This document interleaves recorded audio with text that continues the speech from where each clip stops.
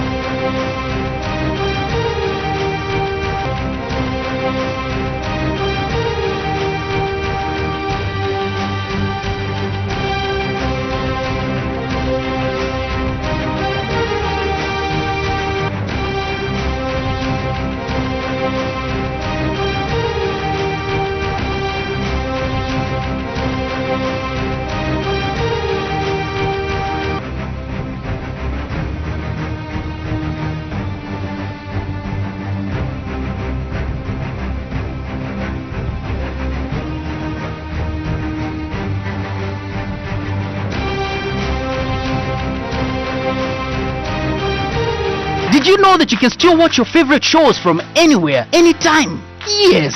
Just download the StarTime's own app from Google Play or Apple Store, then register. You can link your DTT or DTH decoder to up to 3 devices by entering your smart card number and the last 6 digits of your decoder serial number. Then voila! You're good to go. You can also pay for your subscription, change your preferred bouquet and other self-services on the app. It's as easy as 1, 2, 3. Top Star. Enjoy digital life.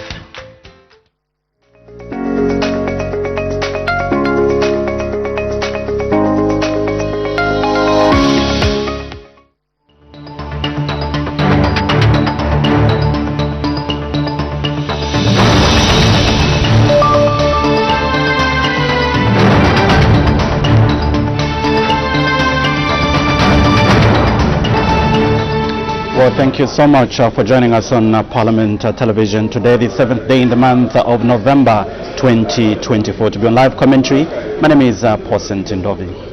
And of course, my name is Joe Myunda Katama, joined by our 2 sign language interpreters, Chola Kauma and Jason Manda. Let's quickly look at business that was considered on the floor of the House yesterday, which was the 60th day in the month of November 2024. The House did begin by the Second Deputy Speaker making 2 announcements, and the first announcement, the Second Deputy Speaker did acquaint the House with the presence in the public gallery of pupils and teachers from Holy Cross Convent School in Lusaka, and indeed the students and lecturers from Mulungushi University in Kapilimposhi. And on behalf of the National Assembly of Zambia, the Second Deputy Speaker did warmly welcome the guests to the National Assembly. And the second announcement, Mr. Second Deputy Speaker did acquaint the House with the presence in the public gallery of students and lecturers from Mulungushi University in Kapirimposha District. And on behalf of the National Assembly, Mr. Speaker did warmly welcome the visitors to the National Assembly. The House did proceed to consider 2 matters of urgent without notice, and the first one did come from Nkana Member of Parliament, Mr. Benwa Mpunjo, and this one was on why officers of the Department of National Registration, Passport and Citizenship were allegedly charging members of the public 10 kwacha to obtain national registration cards, and this matter was inadmissible. Mr. Philemon Twasa, Kasenengwa Constituency Member of Parliament, did move a matter on, he wanted to find out on what relief measures the government would take to address the hunger situation in Kasenengwa Parliamentary Constituency, and this matter was equally not admitted. The other matter that was considered on the floor of the House was questions for oral answer under Standing Order 80, and these are questions from 101 to 105, and there was a motion, Joe. Yes, so this motion was moved by Finance and National Planning Minister, Dr. Stumbeko Musokotwani on 5th November 2024 that the House had to resolve into Committee of Supply on the estimates of revenue and expenditure for the year 1st January 2025 to 31st December 2025, presented to the National Assembly in September 2024. And there being no further debate, the debate on the motion stood adjourned, so today we expect resumption of that motion, and the House did adjourn at 16:31 hours yesterday, and today we expect the presiding officer to take the chair at 14:30. So that's basically the business that was considered on the floor of the House. Let's quickly look at what is expected to be considered on the floor of the House, and shortly be able to see the presiding officer making the way to the chamber. That will signify the commencement of today's business. We do have questions for oral answer. Let's start 2 questions for oral answer under Standing Order 82, and these are questions in urgent nature. And also 3 ordinary questions. These are ordinary questions under Standing Order 80, and we also expect the resumption of debate on the motion of supply that was moved by Finance and National Planning Minister Dr. Stumbeko Musokotwani. First question is question 106, and this one will come from Mr. Chinga Miyutu, Kalabo Central Member of Parliament. He's directing his question to the Minister of Health, and the member would like to find out why the Yuka Adventist Mission Hospital in Kalabo District was closed, what urgent measures are being taken to mitigate the impact of the closure of the health facility on the local community, and in C, the member wants to know when the health facility will be reopened. Mr. Yota Mutachalo, Chairman of Member of Parliament, to ask the Minister of Home Affairs and Internal Security. He wants to find out whether the government is aware that the Chama Mayombe Road between Kanyere Shama Junction and the Kamfutu area has been blocked by armed foreigners who are demanding the release from police custody of their counterparts in Chama district, thereby threatening peace and security in the area. And B, if so, what urgent measures are being taken to resolve the problem and safeguard the lives of people and property in the area. There you have it. Thus, the First Deputy Speaker making her way to the chamber, and that signifies as the commencement of today's business. Joe and I will be on hand to give you live commentaries. Good afternoon. Honorable Members of Parliament, Madam Speaker.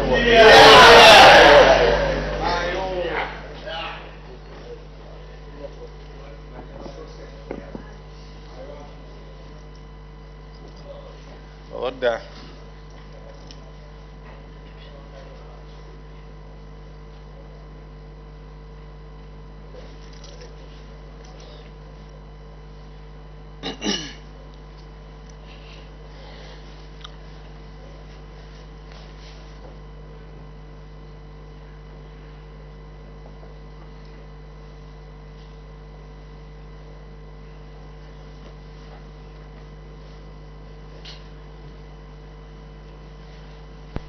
And the King of Zambia, proud and free, land of wealth and joy in unity, victors in the struggle for our rights. We want freedom's fight, oh, and strong and free.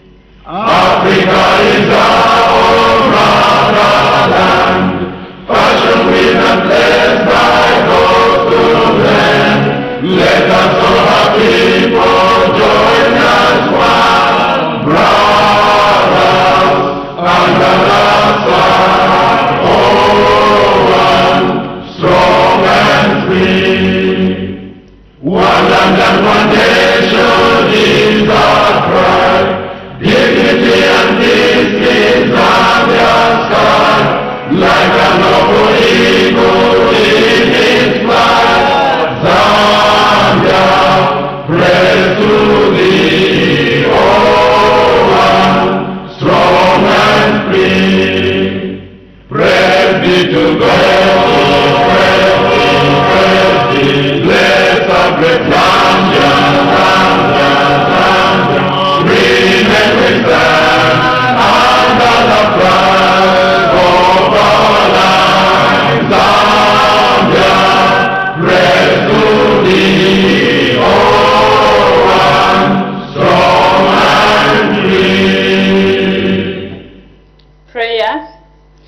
Almighty God, who in your infinite wisdom and providential goodness has appointed the offices of leaders and parliaments for the welfare of society and the just government of the people. We beseech you to consider with your abundant favor as your servants, whom you've been pleased to call to the performance of such important responsibilities in this land.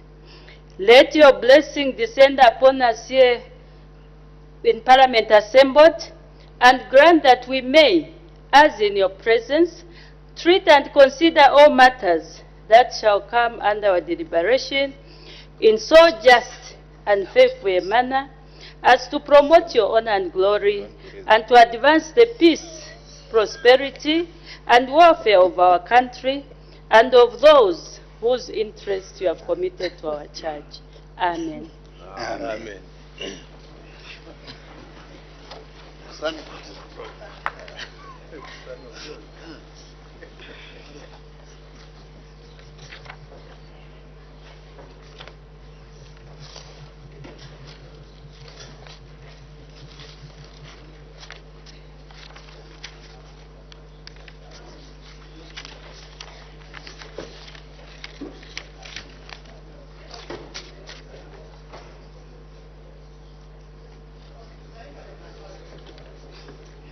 Order.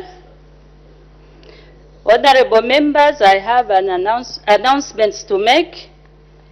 The first one, honorable members, I wish to recognize the presence. Order, the honorable member for Mambirima.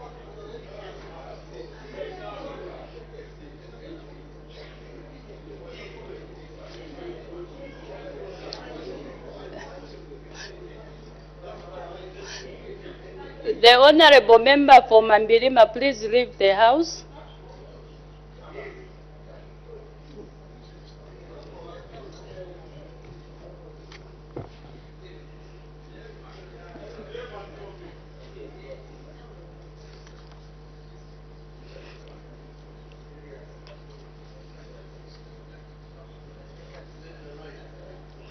Honorable members, I wish to recognize the presence in the public gallery of students and lecturers from David Livingstone College of Education in Livingstone District.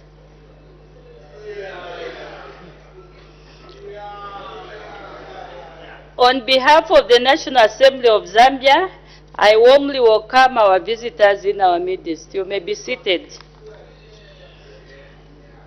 The second announcement, honorable members, I wish to recognize the presence in the public gallery of pupils and teachers from Piraka Academy in Chisari District.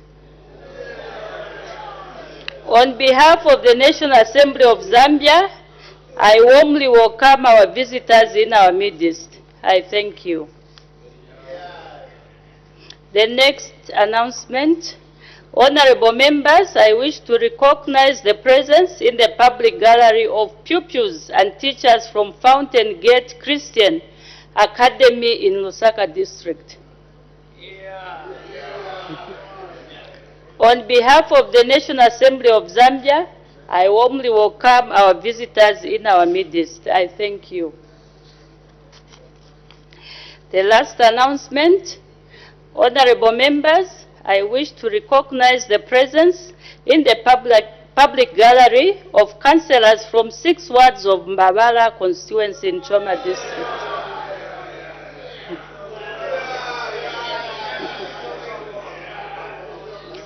On behalf of the National Assembly of Zambia, I warmly welcome our visitors in our midst.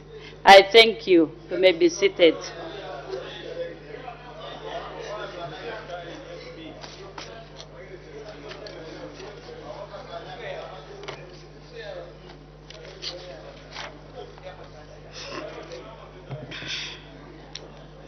Oh, it's not there. Okay, sorry. Order, honorable members, there's one more announcement. Honorable members may recall that in March 2023, the National Assembly of Zambia launched the National Assembly of Zambia Strategic Plan for 2022 to 2026. Thus, the end of June 2024 marked the midpoint of the implementation program. In this regard, the National Assembly, through the Monitoring and Evaluation Department, has commissioned a mid-term evaluation of the strategic plan, which is being undertaken with the support from Inter-Paris, a European Union global project to strengthen the capacity of parliaments, as well as the Zambia Monitoring and Evaluation Association. Honorable members, the mid-term evaluation presents an ideal opportunity for the National Assembly to gain valuable insights into the progress made thus far, identify challenges, and offer recommendations and key priorities for the remaining period of the strategic plan. Honorable members have been identified as key players in the data collection process. The process will be administered to all members through an online survey questionnaire and key informant interviews for selected member of parliament, and begin on Monday 4th until Thursday 21st November 2024. I therefore wish to encourage all honorable members to actively participate in the mid-term evaluation of the National Assembly 2022 to 2026 strategic plan, as your insights will enrich the findings of the evaluation, which is aimed at enhancing parliamentary work. I thank you.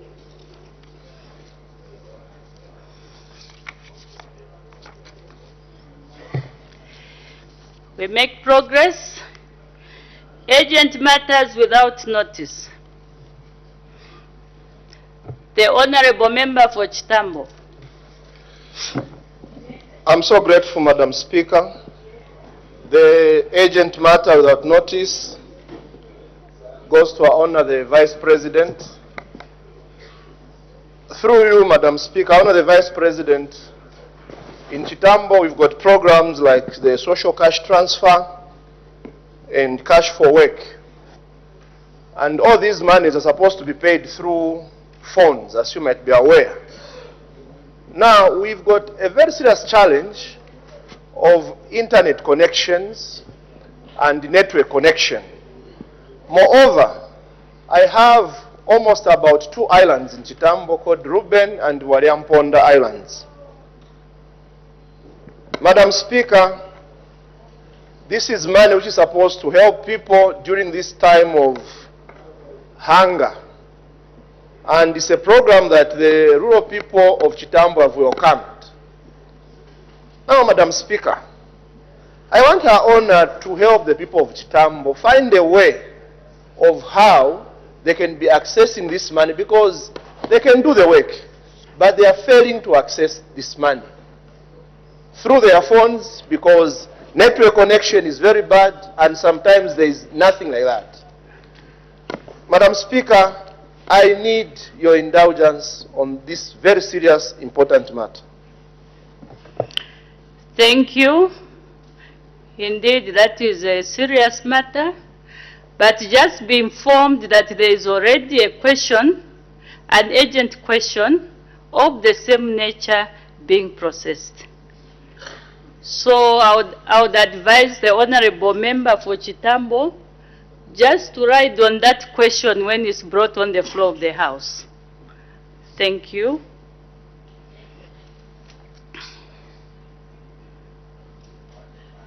I'll take the Honorable Member for Kalulushi and the Honorable Member for Mitete. Thank you. Thank you, Madam Speaker. Let me just thank you sincerely from the bottom of my heart for recognizing the women, that women indeed have a voice. We salute you. Madam Speaker, I rise on an urgent matter of importance without notice on behalf of the people of Kalulushi. And this is directed to three ministers, three ministers, Madam Speaker, the Minister of Local Government once again, the Minister of Mines, and the Minister of Green Economy. Madam Speaker, we have a situation, a matter of life and death in my constituency. The Honorable Member for Kalulushi, you have to identify one ministry because if it's admissible, I don't think the three ministers will come to give ministerial statements. So try to be specific. Madam Speaker, I'll leave it to the Minister of Mines. Madam Speaker, we have a situation of life and death in my constituency. The mines have issued permits for Chinese to process copper along the Kalulushi Road. Madam Speaker, right now as we're speaking, there is fog, sulfur dioxide being emitted from these mines that are processing their copper.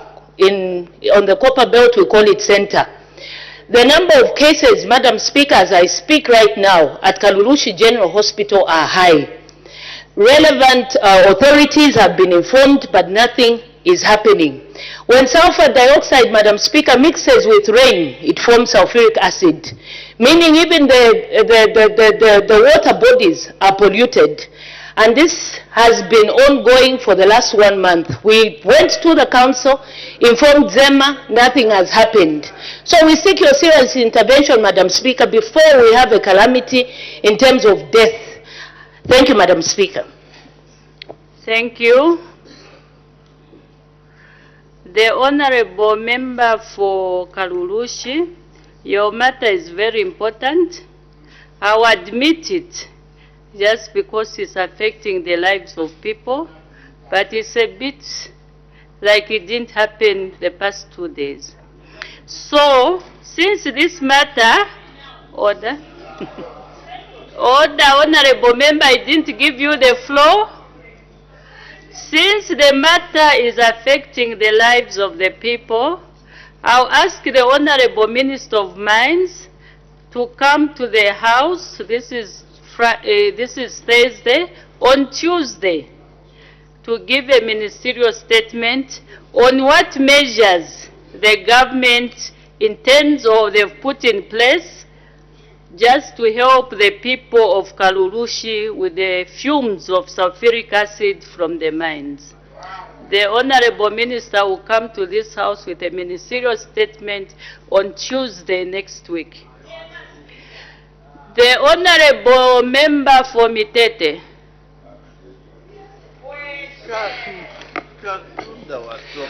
Madam Speaker, I'm totally grateful unto you that, Ma'am, you are able to balance gender and political parties. The code box that has just entered Zambia for development, and when it is passing through Livingstone, Mazabuka, and it will be passing through Lusaka, Ndola, this is directed to the Minister of Home Affairs and Internal Security. We are seeing this joy, but is the Minister of Home Affairs going to protect our children when this 154 wheel long truck headed for Kasanshi, for the mines, is passing through? Is the minister going to protect our citizens, since we may be losing lives? But that is the first ever in Zambia for development. Madam Speaker, it will be for the benefit even Honorable members. It will be for the benefit even for those who are talking now. Thank you, Madam Speaker. Thank you so much, the Honorable Member for Mitete. Indeed, there is something that is moving. I think it started last week, which is attracting attention of the residents wherever it passes. Now, I don't think the minister can come to their house just to hold a ministerial statement on that. I don't know whether the Honorable Minister can simply just put some measures just to protect the people, the lives of the people. Just an advice, Honorable Minister. Thank you, Madam Speaker. Madam Speaker, through you, I would like to inform the nation that we are aware of the issues that have been raised by my honorable colleague, Member of Parliament for Mitete. You may not be aware, Madam Speaker, that in Livingstone, 2 days ago, we lost a life as a result of the excitement that has been generated by this particular long track, which is carrying a nice plant for consumption. Madam Speaker, we have put up appropriate measures to ensure that members of the public do not get near or climb on this particular track. Policemen and women have been mobilized to guard this particular track from Livingstone up to Solwezi. Adequate measures have been put in place. Thank you. It's sad that we have lost a life as a result of the excitement that has been generated by this particular vehicle.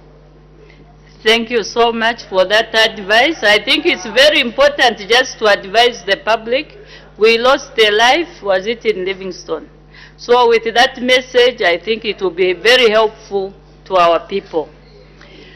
We make progress now. Questions for oral answer understanding order number 82. The Honorable Member for Kalabo Central. Thank you, Madam Speaker.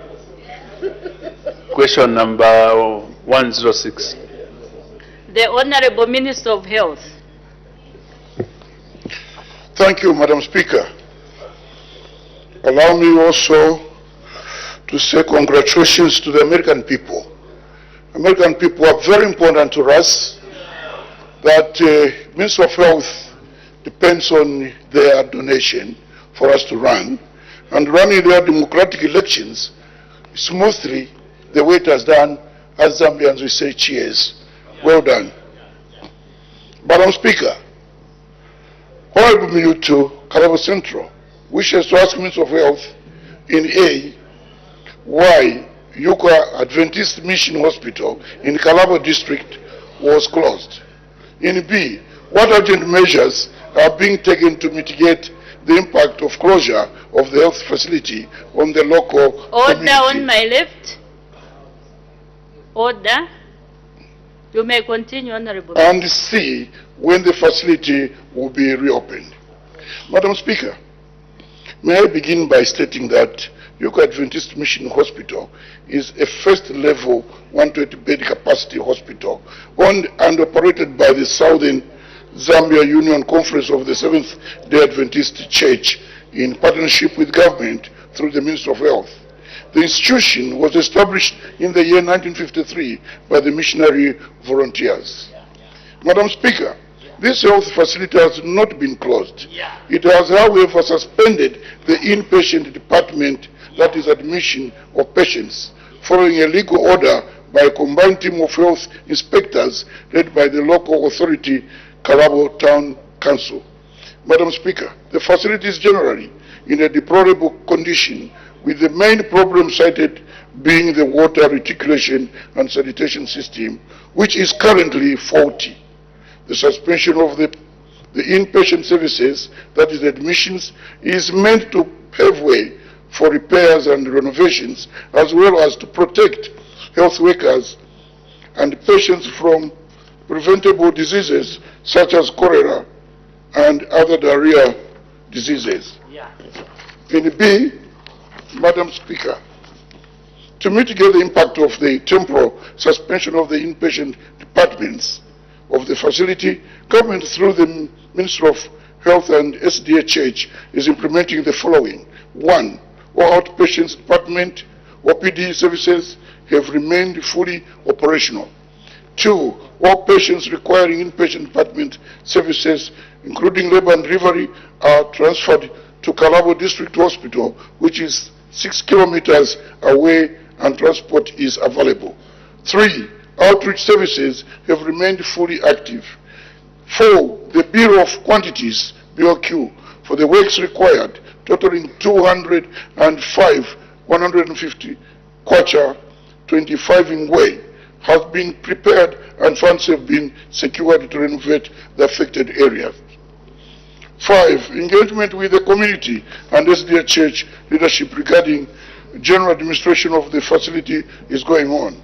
In C, inpatient services, admissions at the Yukwa Mission Hospital shall resume as soon as the immediate remedial interventions highlighted above have been implemented and a follow-up inspection has been conducted by authorized officers. Madam Speaker, as we speak, works to restore water supply at the health institution are already underway. I thank you. Supplementary questions. The Honorable Member for Karabo Central. Thank you, Madam Speaker. Let me thank the Minister for his positive response upon visiting his office and when the news was delivered to him. That's how things should be. Thank you, Honorable Minister, for that response. Madam Speaker, to me, when they tell me that patients have been referred to, they should be admitted in Kalabo District Hospital. Between Kalabo District Hospital and Yuka, first of all, which hospital is famous, Honorable Minister, in Kalabo? You ask us, they shall tell you it's Yuka. That's the #1 hospital that we rely on. It's more famous, it's more commonly spoken by the public in Kalabo. So, this admission which has been halted, and the minister is saying transport is readily available. Remember, Madam Speaker, it's easier said than done. May I live there? Which transport, Madam Speaker? Honorable Minister, these people give you these responses.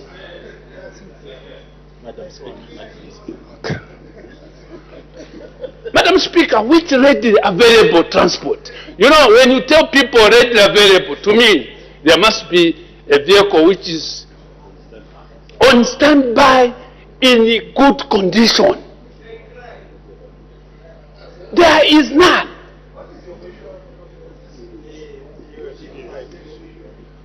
This question is from a practical situation. So, Honorable Minister, is there an organized, good, orderly vehicle other than what I know? Let us remove those ones which I know. Has there been an initiative made which will help transport these patients from Yuka to Karao?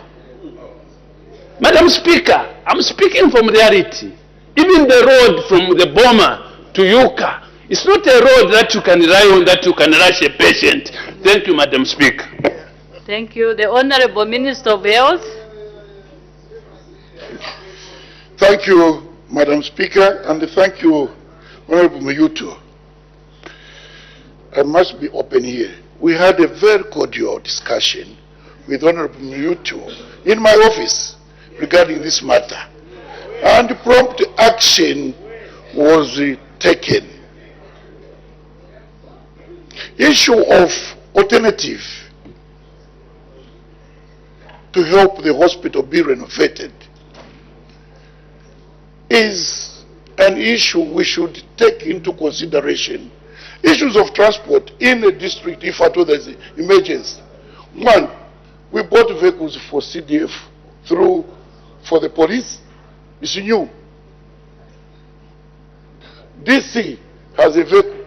If it hasn't got, we have any other government vehicle for emergency. If there is no ambulance, that's why this government has decided to buy ambulances. By the end of December, there will be ambulances everywhere in the constituencies. So, and if there is emergency, the district hospital director should release his vehicle to transport his patients. If there is an emergency, we have to use any means to transport a patient. We have heard about the road and what have you. It's the same basket where the money comes from. Whatever is available to help with the emergency, we are there to assist. 6 kilometers just to pave way for renovations. Yes, we can't, we cannot do it from here, but we have to do it within there. We understand the Mission Hospital is a better, reputable hospital. Yes, we have said it and we admit that because of discipline. And that's how we expect our hospitals to be.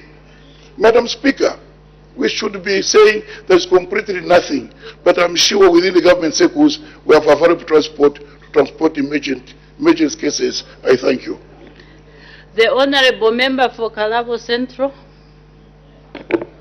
Thank you, Madam Speaker. Here is a technical question to the Minister. There's devolution of power from the central to local government. And from the Minister's response, it's the council, Kalabo District Council, which one is in mandate of the hospitals and health facilities. Two, the one which closes hospital. Madam Speaker, where was the council that they could not realize that this hospital needs attention such that we reach a point where there's a crisis?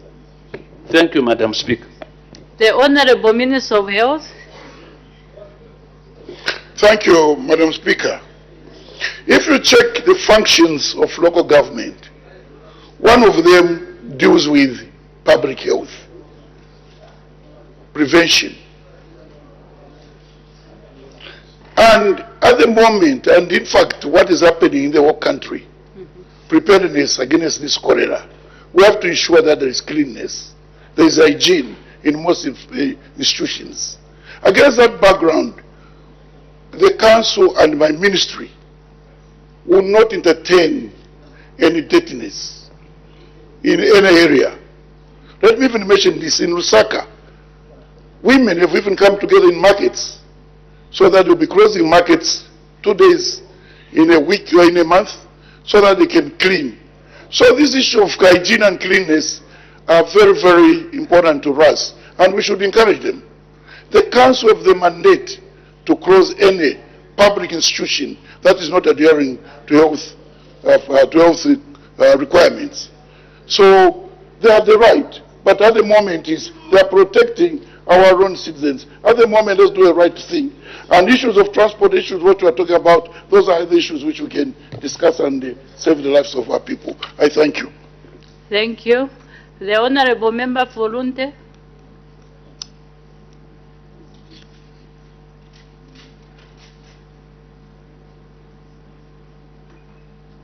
You have a point of order? Yes, Madam. Thank you so much. Madam Speaker, I rise on a point of order on the Honourable Member of Parliament for Kalabo, who, according to stand orders number... Madam Speaker, I have been requested to shout at the mic, like one minister does, but when he's asked a question, he lowers his voice. Madam Speaker, my point of order is on the Honourable MP for Kalabo, who claims that there is devolution of power. And he goes further to start quoting the the district office in Kalabo. Madam Speaker, the Honorable Minister of Finance was reading out his budget here on the floor of the House I think below 2 months ago. The minister said he had increased the CDF. 5 million from that CDF should go towards feeder roads. Madam Speaker, who made that decision? Madam Speaker, CDF has procured the CDF police vehicles. 3.5 should go. Sorry, Madam, I've been corrected. 3.5 million question. Madam Speaker, CDF police vehicles. Whose decisions were there? Whose decision was that in Kalabo? Madam, the palace construction in Kalabo and elsewhere, whose decision was that? And then the honorable member should come here to mislead us and mislead the public that there is devolution of power. Is he in order to debate like that when he knows there is no devolution of power? I think you are ruling, Madam.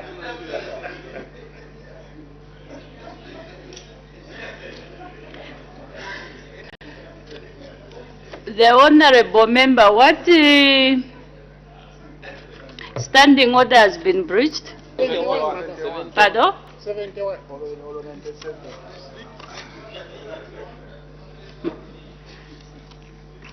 The honorable member for Lunte, when you are standing to give a point of order, you are supposed to be very precise and very brief as well. But you went on to debate different sectors or sections of your point of order. And you have a tendency, I've been observing you, honorable member. You might have an issue, but the way you rise on the point of order, you debate your point of order. No, you are supposed to be precise and to the point.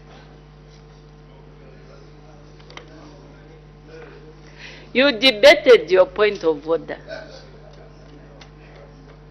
Please try in future just to be very precise and to the point without debating, going round and round your point of order. Because you've even given an answer.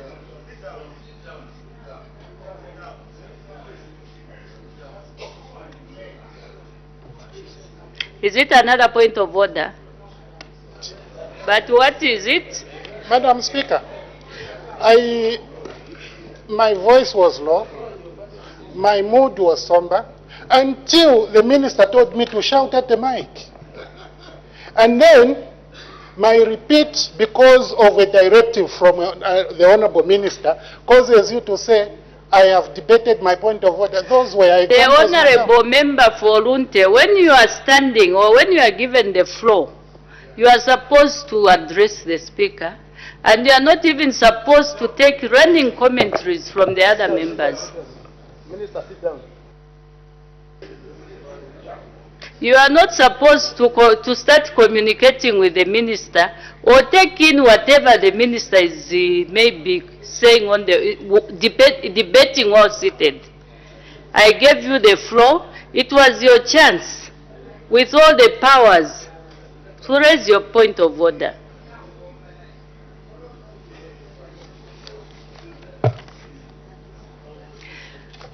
The honorable member for Chitambo. Madam Speaker, I just wanted credit from the minister. In his answer, he said government will procure ambulances by December in all the districts.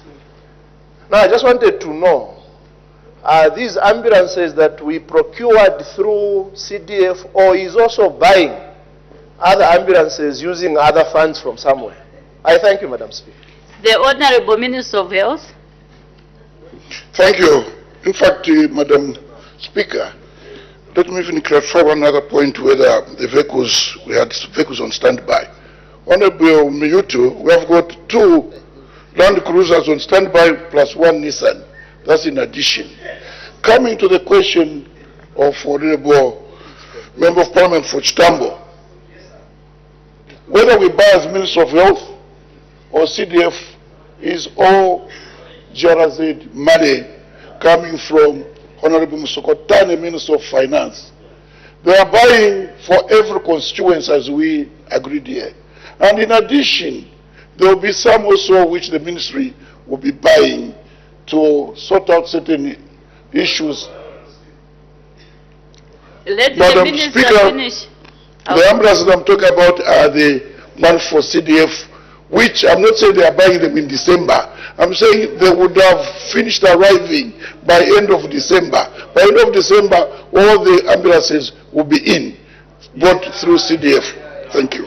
The Honorable Minister, I think the Honorable Member wanted to know whether those ambulances are being bought under CDF or maybe there is another funding from the government. Madam Speaker, I've explained that under CDF, the ones I referred to is under CDF. But in addition, there will be also some ambulances that will be bought. But those are not coming in December.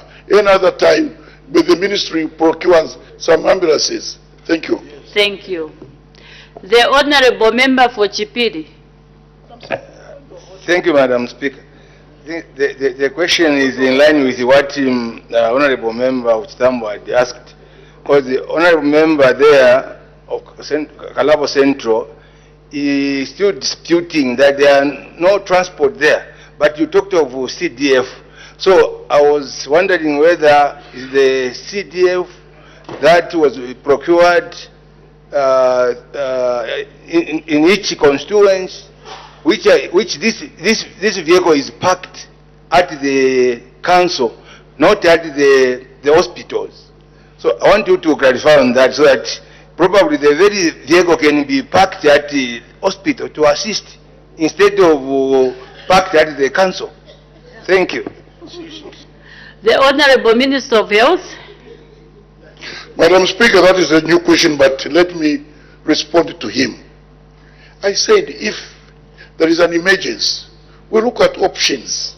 Even in the house, when you have no meat, you look at alternative beans. I'm saying in Kalabo district, we have CDF vehicles, one for the police, one for CDF under the council. If there is a desire or there is a need, an emergency, we can use those vehicles. In addition, I've just been responding that we have got 3 vehicles on standby, 2 Land Cruisers and 1 Nissan, to attend to emergencies to help our people in Kalabo receive health care. Madam, I hope I'm very clear. Thank you. The Honorable Member for Chitambo.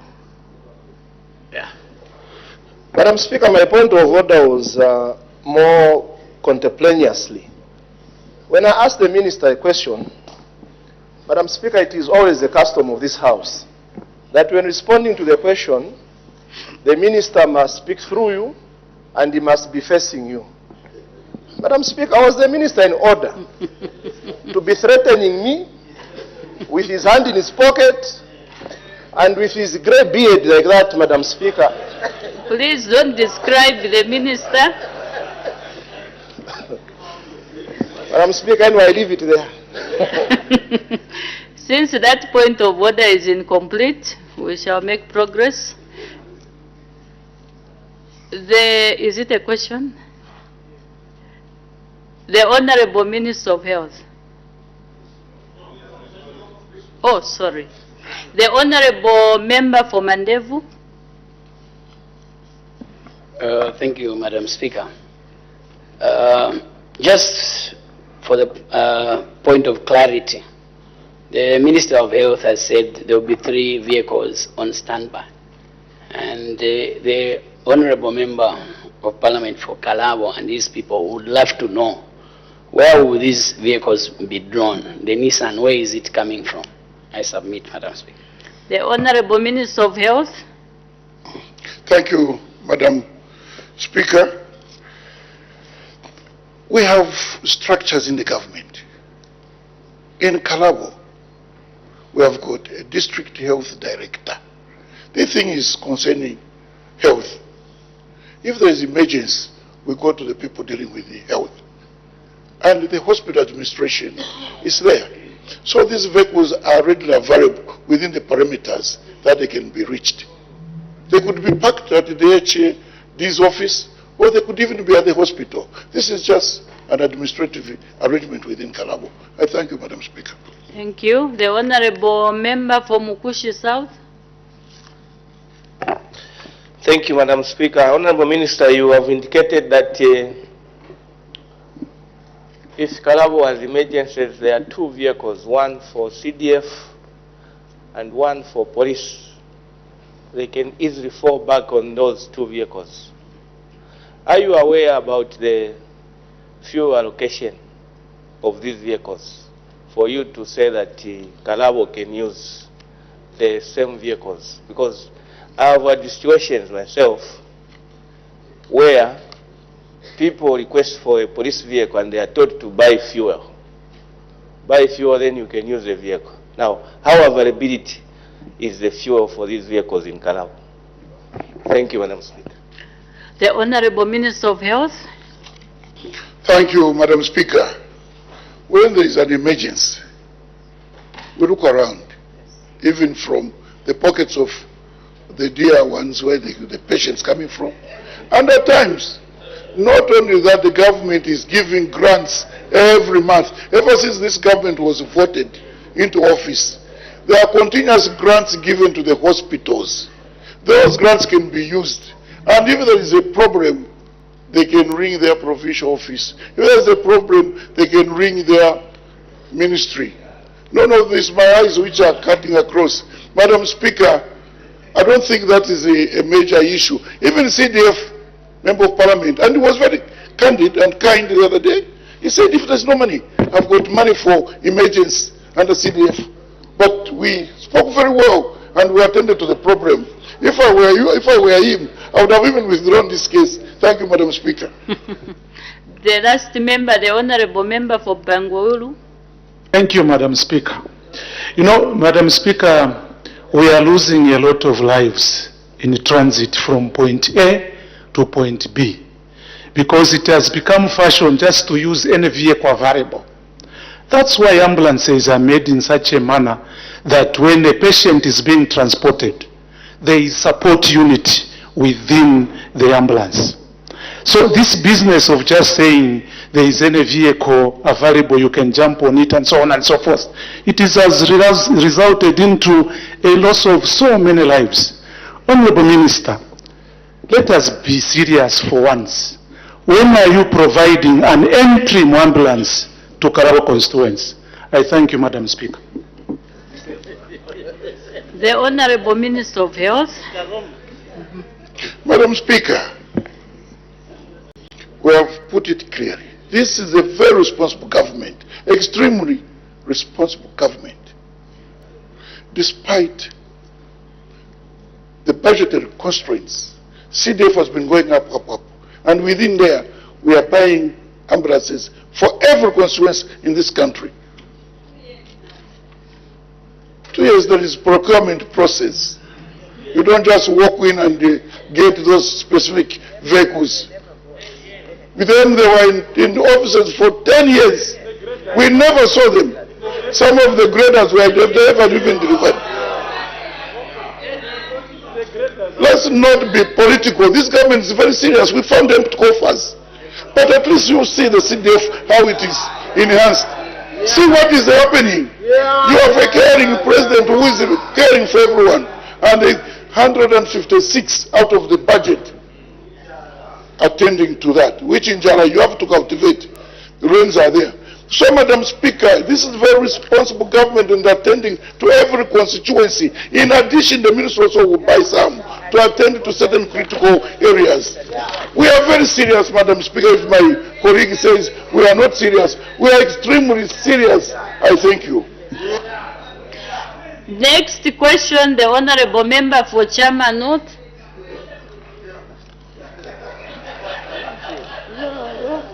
Order, Honorable Members.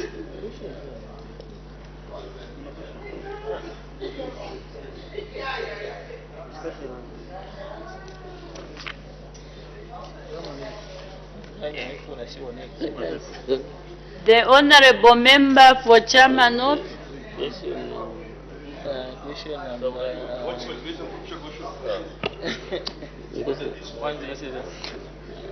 Sorry, Madam Speaker. Question number 107. The Honorable Minister of Home Affairs and Internal Security. Thank you, Madam Speaker. Madam Speaker, Honorable Yotam Tayachalo, Member of Parliament for Chama North constituency, asked the Minister of Home Affairs and Internal Security the following questions.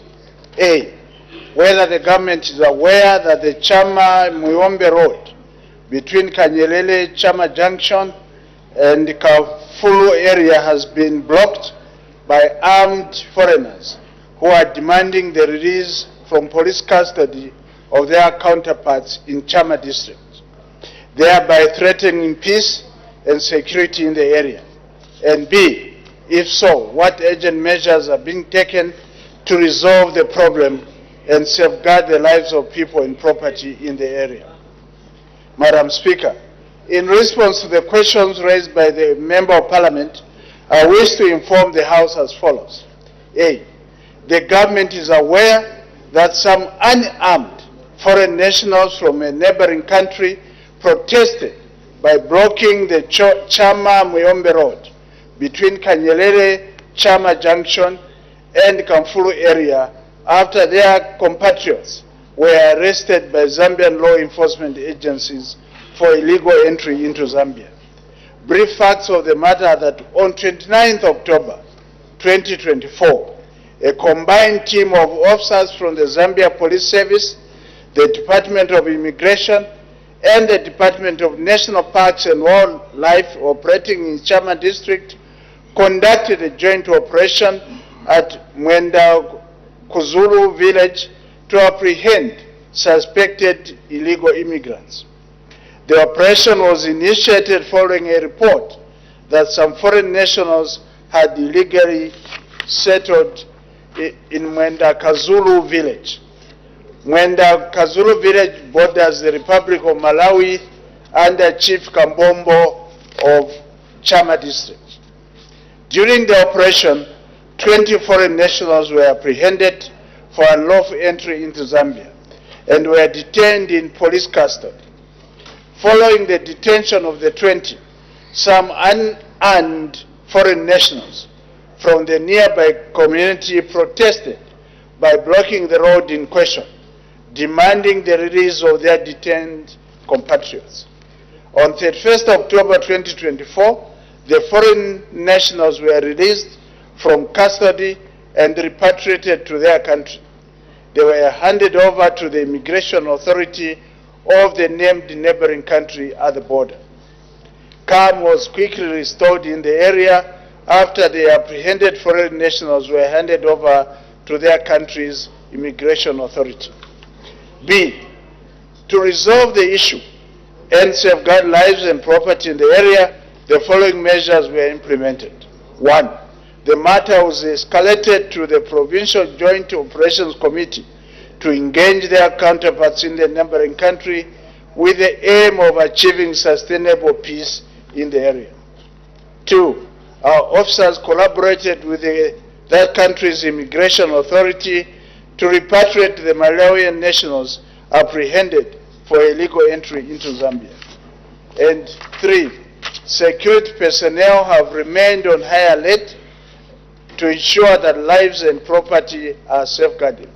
Madam Speaker, we shall continue engaging our neighboring country through joint permanent commissions on defense and security and other avenues to ensure that our citizens enjoy peace and have the security of their property. I thank you, Madam Speaker. Supplementary questions. The Honorable Member for Kamfinsa. Madam Speaker, the Minister of Home Affairs has just confirmed that foreigners entered our territory. They protested, and according to the question from the Honorable Member of Parliament for Chama, these are foreigners that should have not conducted themselves the way they conducted themselves. Minister responsible for Home Affairs, Given the history and the background and what you've explained to this particular matter, are you confirming that we are not adequately equipped as a country to prevent this scenario from happening? For people to cross the border, come and begin misbehaving on our soil. Is that confirming that we have not equipped our police, our Zambia army units to deal with some of these problems before they could actually escalate? I thank you, Madam Speaker. The Honorable Minister of Home Affairs and Internal Security. Thank you, Madam Speaker. Madam Speaker, I just want to confirm that our men and women in uniform are adequately equipped to ensure that our territorial space is protected. However, we would like to take note, Madam Speaker, that border areas, especially the border areas between Zambia and Malawi, are not clearly demarcated.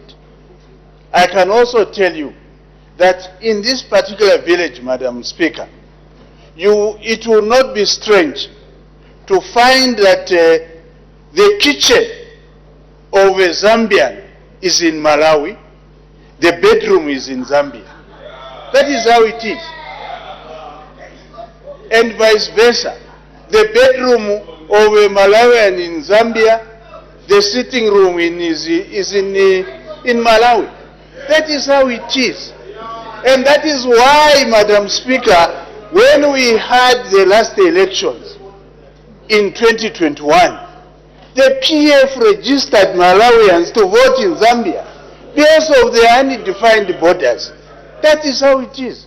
And we are endeavoring to ensure that the borders are clearly demarcated. Thank you. The Honorable Member for Shiwangandu, what is your point of order? Madam Speaker, this is a grave point of order. Pursuant to Standing Order 71. And indeed, our bilateral relationships with neighboring countries. The Honorable Minister is responsible for internal security. Is it in order, Madam Speaker, to drag another nation with such serious allegations of insinuating that the government of Zambia has got foreign nationals of Malawian origin on the voters register who participated in the elections, general elections of 2021. Madam Speaker, this is a matter that is bound to bring conflict between the Republic of Zambia and Malawi. And I'm speaking like that as his former. You might not know. Ignorance of you people, what's the problem? We are telling you from experience, you listen. Order.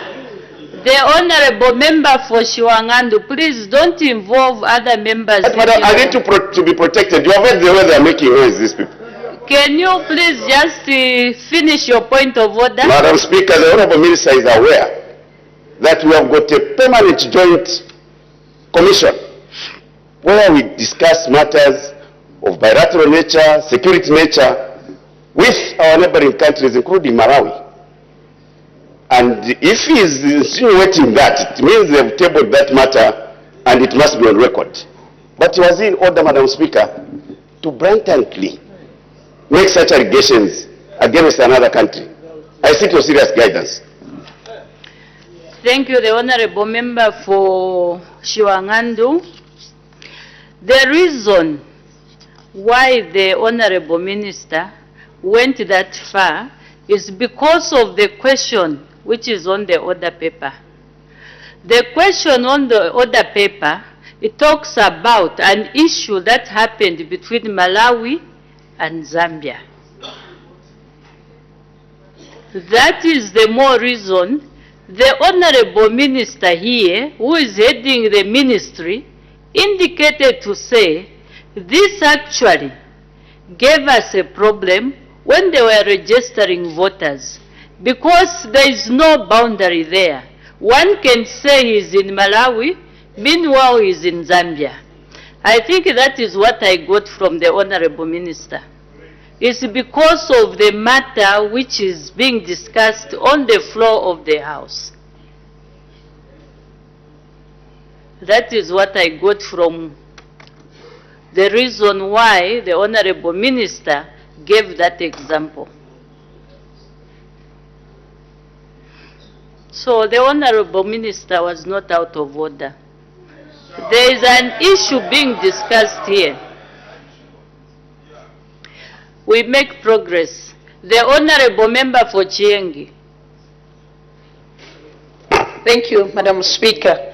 Honorable Minister, the duty of the Home Affairs, the internal, now we call it Home Affairs and Internal Security, its duty is to protect its indigenous people. Madam Speaker, some years back, when I was a bit younger in Ndola, we used to have such kind of problems from the neighboring country. And then we had His Excellency, Dr. Kenneth Kaunda, may so rest in peace. He had to act. I just want to ask a question. Are you just going to leave these foreigners to start harassing your people without reacting to give them what really they deserve so that they learn a lesson? Thank you, Madam Speaker. The Honorable Minister of Home Affairs and Internal Security. Thank you, Madam Speaker. Madam Speaker, with your permission, can I also supplement the answer I had given pertaining to the issue of aliens having been registered? There is evidence, Madam Speaker. You do recall that one of the MPs here, who is a member of this House, assaulted a member of the Post newspaper, a journalist in the Post newspaper in Vuvwi, where they were doing investigative journalism. That journalist was investigating the registration of foreigners to vote in this country. The Member of Parliament, who is not in this House, got hold of that journalist, urinated in his mouth, and assaulted him seriously.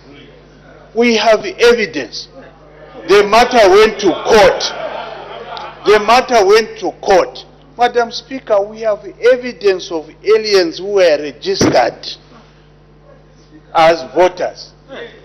Further, we also, as we share the common border, Zambians, when they want certain facilities, they cross into Malawi, and vice versa, because of the unverified borders. And we are embarking on marking the borders of this country. It's not just Malawi. Even the border between Zambia and Congo, there are still some disputes. And we are demarcating these borders to ensure that they are clear borders. So the issue of foreigners voting in this country, the evidence is there. And there are matters which were taken to court, certain individuals were arrested. And I did not mention that it was the Malawian government that was registering. I said PF is not Malawian government. Madam Speaker, I take note of the question that has been raised by my sister, the Honourable Member of Parliament for Chienge. We are taking into account the issues you have raised. And I'm aware that even where you are a Member of Parliament, we have challenges between Congo and ourselves. We are trying to have a bilateral discussion with our Congolese brothers to ensure that we have clearly defined borders. And we are working very well with our neighbors. Thank you, Madam Speaker. Thank you.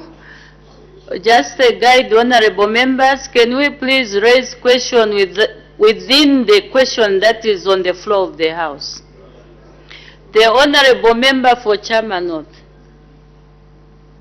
Thank you, Madam Speaker, for according the people of Chairman North an opportunity to ask a follow-up question, accusing him that he's the one who reported the matter to the police.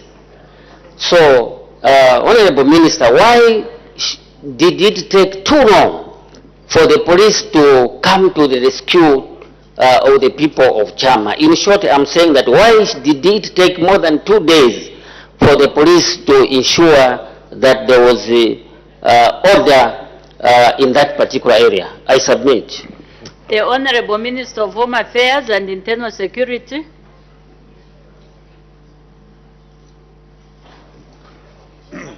Madam Speaker, it didn't take more than 2 days. The incident happened on the 29th. By 30th, we had restored law and order in that particular area. I do agree there was inconvenience on the part of Zambians. We are not going to allow this scenario to repeat itself. That is why we have engaged our Malawian counterparts to ensure that the rule of law obtains in the area. And we are interacting with the communities on both sides of the border to ensure that they work together so that there is harmony in the area. The Honorable Member for Ron. Thank you, Madam Speaker. A part of my concern has been raised by the owner of the question. Honorable Minister, mine is just to find out as to whether our men and women in uniform are proactive when it comes to such operations, or do they do the post-evaluation of the events, what will be the outcome of such operations, so that they could be prepared other than to let the situation escalate to levels where it escalated. Do they prepare themselves of any eventualities that might have occurred after such operations? I thank you, Madam Speaker. Thank you. The Honorable Member for Lunte, is your point of order on the Minister? On the response by the Minister? Yes, Madam. I'm deeply troubled, Madam, by the Minister stating that PF registered Malawans to vote in Zambian elections. Madam Speaker, for you or me to register as a voter, I need a green national registration card, and I need to be above 18 years. Madam Speaker, for me or you to vote in our election here, you need to have had a birth certificate which enabled you to obtain the green national registration card. In other words, you have got to be Zambian. Madam Speaker, by implication, is the Honorable Minister saying that Home Affairs is so bad that it was giving NRCs to foreigners? Is he saying that the civic centers and the hospitals in Zambia are so bad that they have been issuing their birth certificates to Malawans? Madam Speaker, these public workers have done so much for us. We need to be appreciative. Is the minister in order to accuse the entire government machinery of being so reckless as to be giving rights of foreigners the rights that we ought to enjoy as Zambian people? I seek your serious ruling, Madam. Can you state the standing order? Order, Honorable Member for Mongu Central. I didn't give you the floor. Can you just state the standing order that has been breached? It is found on standing order number 71. Thank you. From what I heard, when the Honorable Minister mentioned the issuance of the NRCs for the citizens of Malawi, I think he gave an example of exactly where this happened. And he said it's because of the issue of having no proper boundaries. And anyway, the minister will say something, but again, from what I got, the people that, the government that was in charge at that time was under the PF. Maybe that is the more reason the Honorable Minister mentioned the PF. But of course it's not PF, it's the government under PF.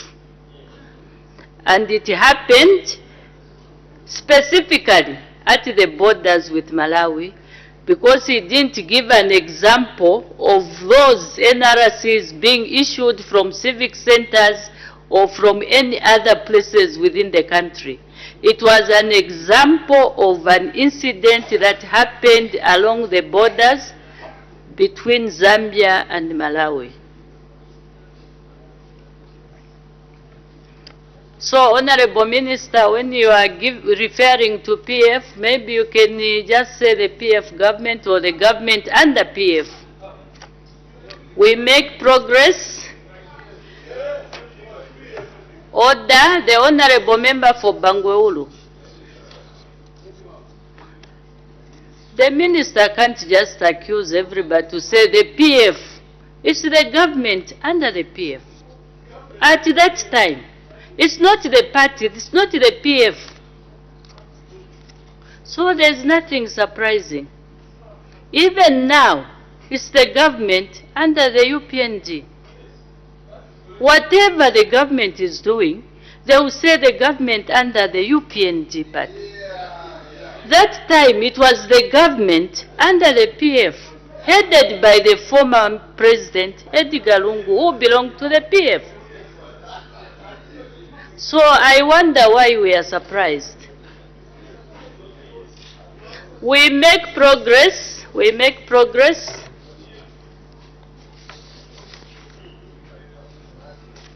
The Honorable Minister of Home Affairs and Internal Security.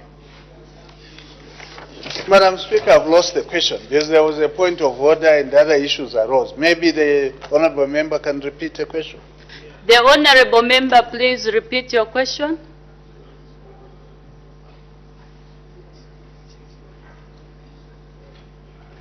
Thank you very much, Madam Speaker. Madam Speaker, I was saying that I wanted to find out from the Honorable Minister. Of course, he said that indeed the people who protested were not armed, as alleged by the question, but were unarmed. But then they blocked the road.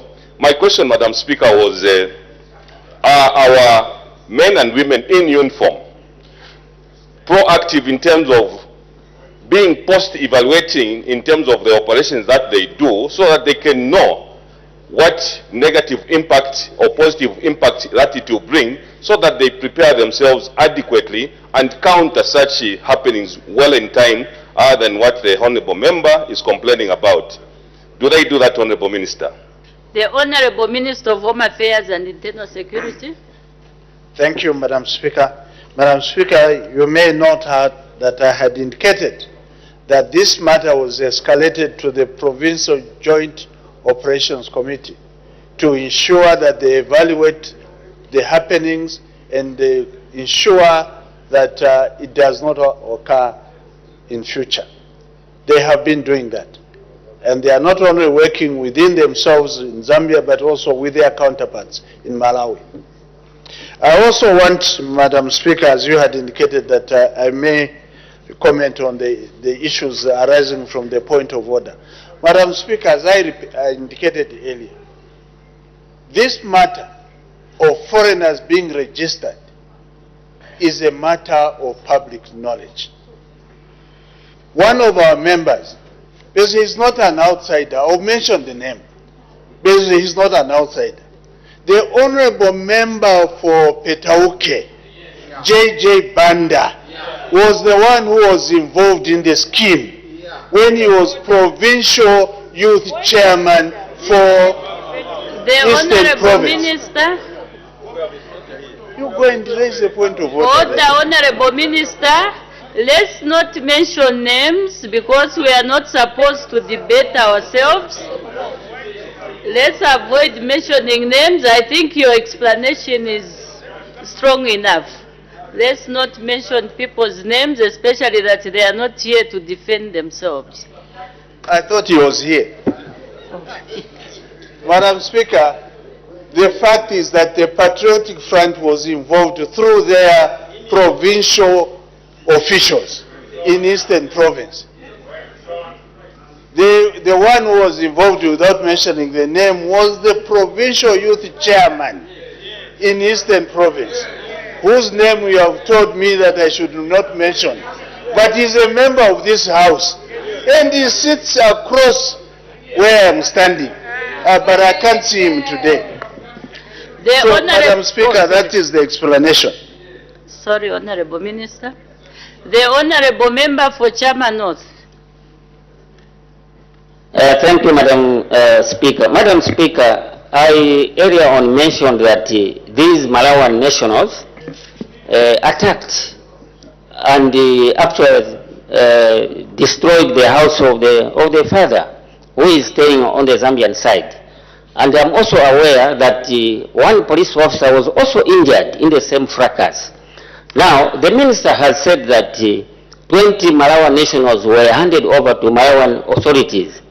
So I want to find out whether these culprits will go scot-free or the Malawian government is going to impose a certain punishment against these culprits so that such a thing does not reoccur again. I thank you. The Honorable Minister of Home Affairs and Internal Security. Thank you, Madam Speaker. Madam Speaker, as I did mention, these Malawians were arrested, they were detained by Zambian authorities. Pursuant to that detention, there was an interaction with our Malawian counterparts pertaining to this sad incident. Arising from that, we made a decision to release them for the sake of good neighborliness. But we are going to ensure that such an occurrence does not happen again in Zambia. We are escalating the matter. It hasn't been closed. We will take into account the issues that have been raised by the Honourable Member of Parliament for Chama North. The Honourable Member for Chipiri. Thank you, Madam Speaker. Honourable Minister, in your statement, you stated that there is no defined boundary. Now my question is, have you given yourself time frame to ensure that that is now redefined so that we sort out this issue once and for all? I thank you, Madam Speaker. The Honourable Minister of Home Affairs and Internal Security. Thank you, Madam Speaker. Madam Speaker, I cannot give you the time frame, for this matter is outside my jurisdiction. The responsible ministry is the Ministry of Lands. The Honourable Member for Shiwangandu. Thank you, Madam Speaker. And it's good that the Honourable Minister has clarified the issue of boundaries. And it's a complex one. It's not as easy as it was being portrayed.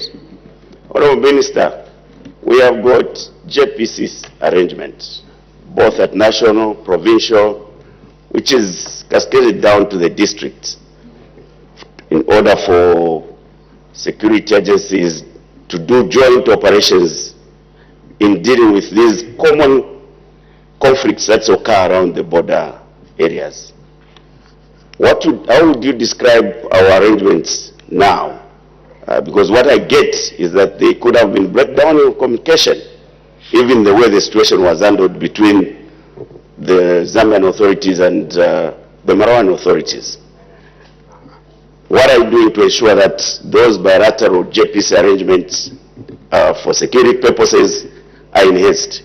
I thank you, Madam Speaker. The Honourable Minister of Home Affairs and Internal Security.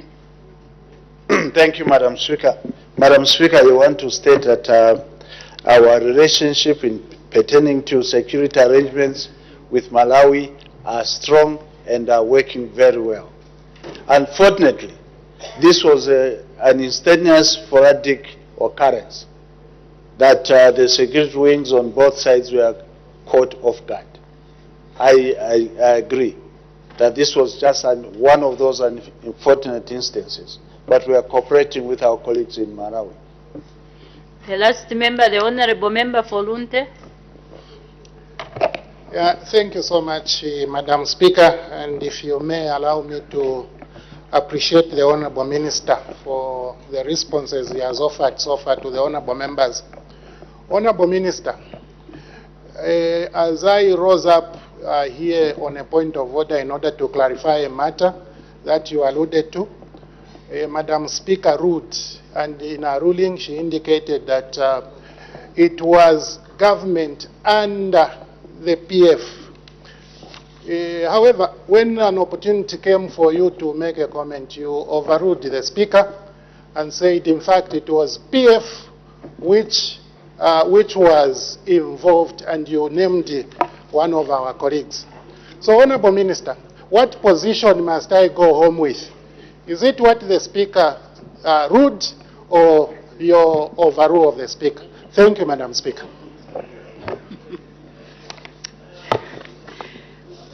The Honourable Member for Lunte, please don't drag the Speaker in the question on the floor. The Honourable Minister is responding to the information that he came with in the House. So he stands by that.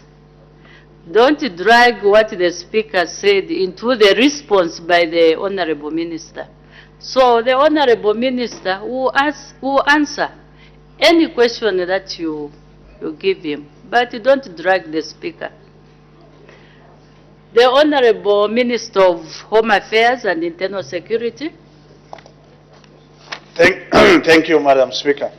Madam Speaker, I want to state that it's the criminal-minded PF members who are orchestrating the registration of aliens to vote in this country.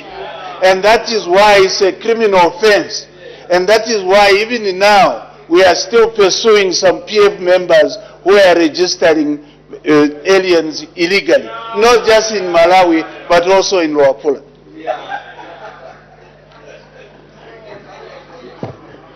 We make progress. Questions for oral answer, understanding order number 80. Next question. The Honourable Member for Sioma.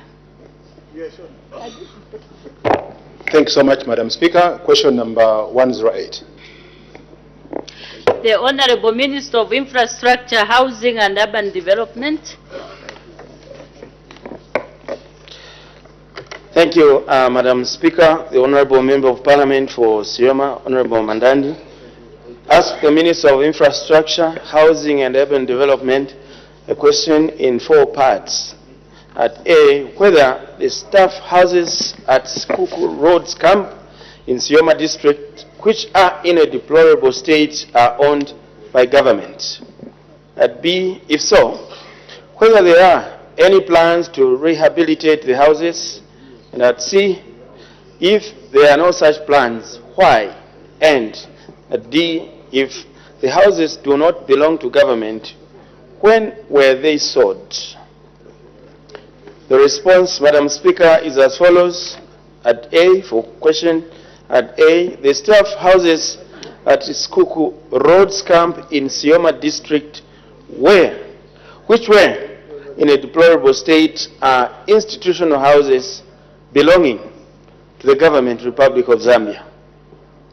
B, government has plans to rehabilitate the houses once funds are secured from the Treasury. C, government has plans to rehabilitate the houses as indicated at B, above. And D, the houses belong to government as indicated at A, above. May I add, Madam Speaker, that Skuku Roads Camp in Sioma District is a roads camp which was used by the former Roads Department to house its staff who were operating at the Skuku Pontoon before the Sioma Bridge was constructed. The camp consists of 3 small and 1 medium-sized houses. The staff houses are unoccupied as they are in a deplorable state because they have neither been occupied nor maintained for over 10 years now. Madam Speaker, I thank you. Supplementary questions? The Honourable Member for Pemba. Thank you so much, Madam Speaker. I would like to find out whether there are measures being put in place to protect the land from being sold by the village headmen. Thank you. The Acting Minister of Infrastructure, Housing and Urban Development. Thank you very much, Madam Speaker, and clearly that is a new question as it falls within the domain of another activity unrelated to the question as was initially framed. I thank you. The Honourable Member for Namwala. Thank you so very much, Madam Speaker. Through to the Minister. Minister, may I know whether government has already done the feasibility studies to ascertain how much it will be required for them to renovate these houses? I thank you. The Acting Minister of Infrastructure. Madam Speaker, no such feasibility studies have yet been conducted. Thank you. The Honourable Member for Sioma. Thank you so much, Madam Speaker, and thanks so much, Honourable Minister, for the response. The gist of this question was to try and help the good people of Sioma, clear the air around ownership of these structures, because there was some speculation that, these houses were sold out. Now that it has been established that government owns these houses, how soon is soon? How soon is soon that government will move in to habitate those houses? I submit. Thank you. The Acting Minister of Infrastructure, Housing and Urban Development. Madam Speaker, I had already alluded to that particular question when I said that the same shall be done when funds are made available in accordance with government's plan to rehabilitate those installations. As you have seen, they have not been attended to for more than 10 years, primarily because of the use for which they were built had expired. They were used for as staff houses for the operators of the pontoon, which has since been overtaken by events of the construction of the bridge. I thank you. The Honourable Member for Sioma. Thank you so much, Madam Speaker, and thank you so much, Honourable Minister. That is a good response. However, Honourable Minister, you may wish to know that this land is under threat. Where these structures sit, it's slowly being encroached. What measures are we putting in as government to ensure that this land remains secure and it's not encroached or taken away from the government by the village indunas, as my brother here earlier on asked? What measures are we putting in place to ensure that this land is secured and protected? I thank you. The Acting Minister of Infrastructure, Housing and Urban Development.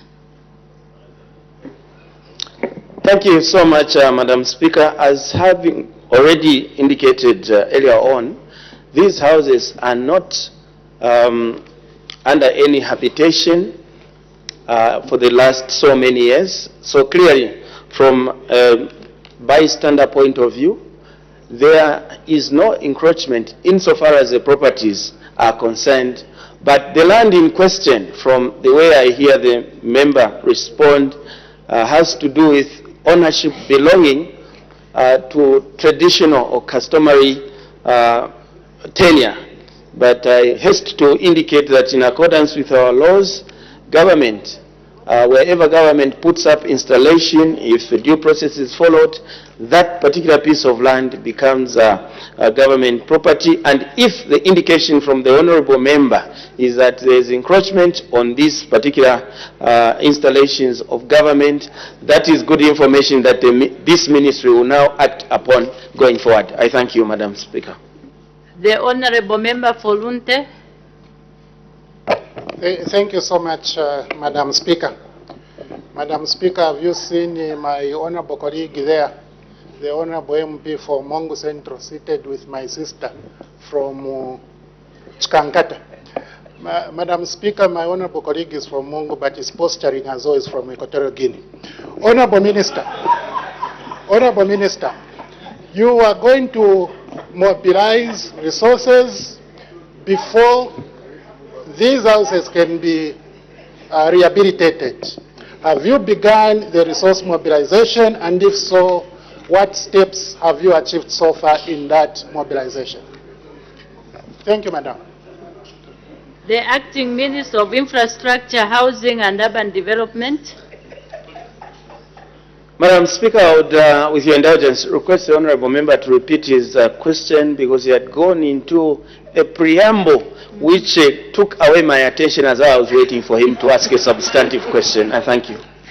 The Honourable Member for Lunte, repeat your question. Madam Speaker, the Minister indicated that the houses which are dilapidated will be rehabilitated once resources or financial resources have been mobilized.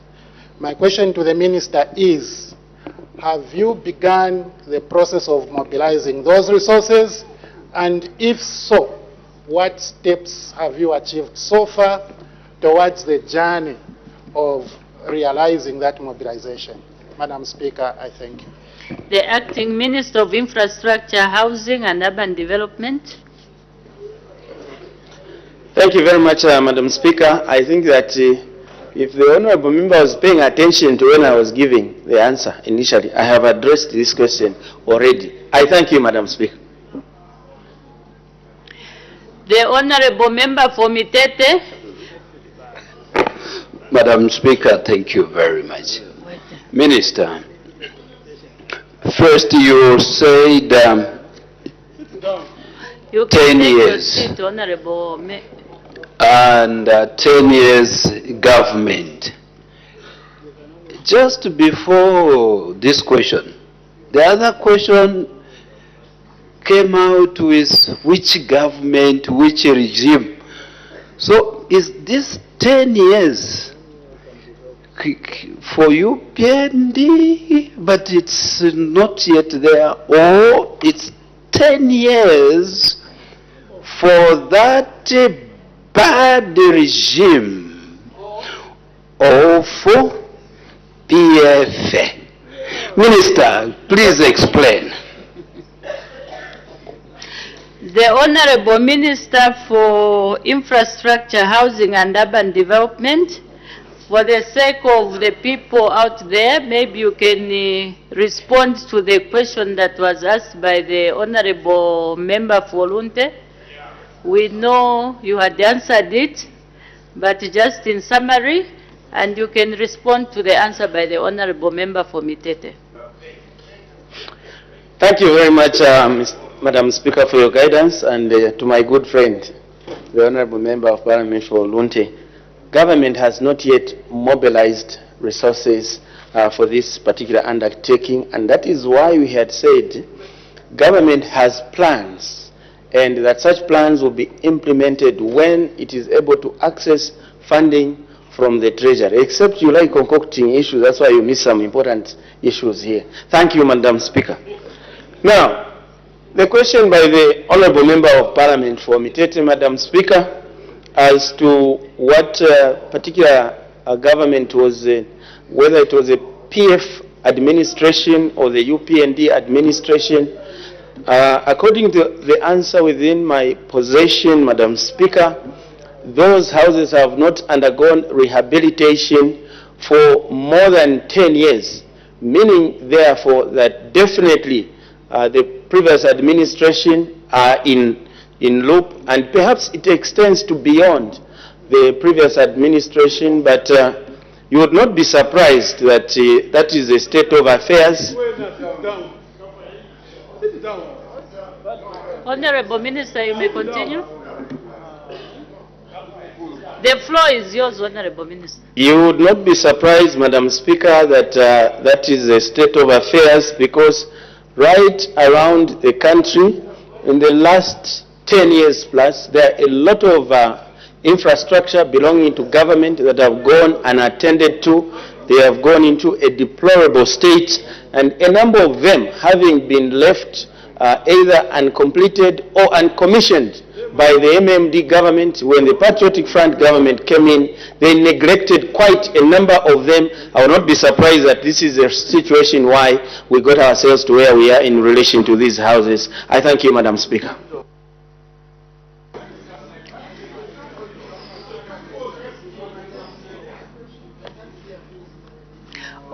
Honorable Member for Lunte, I think we've got rules regarding raising points of order.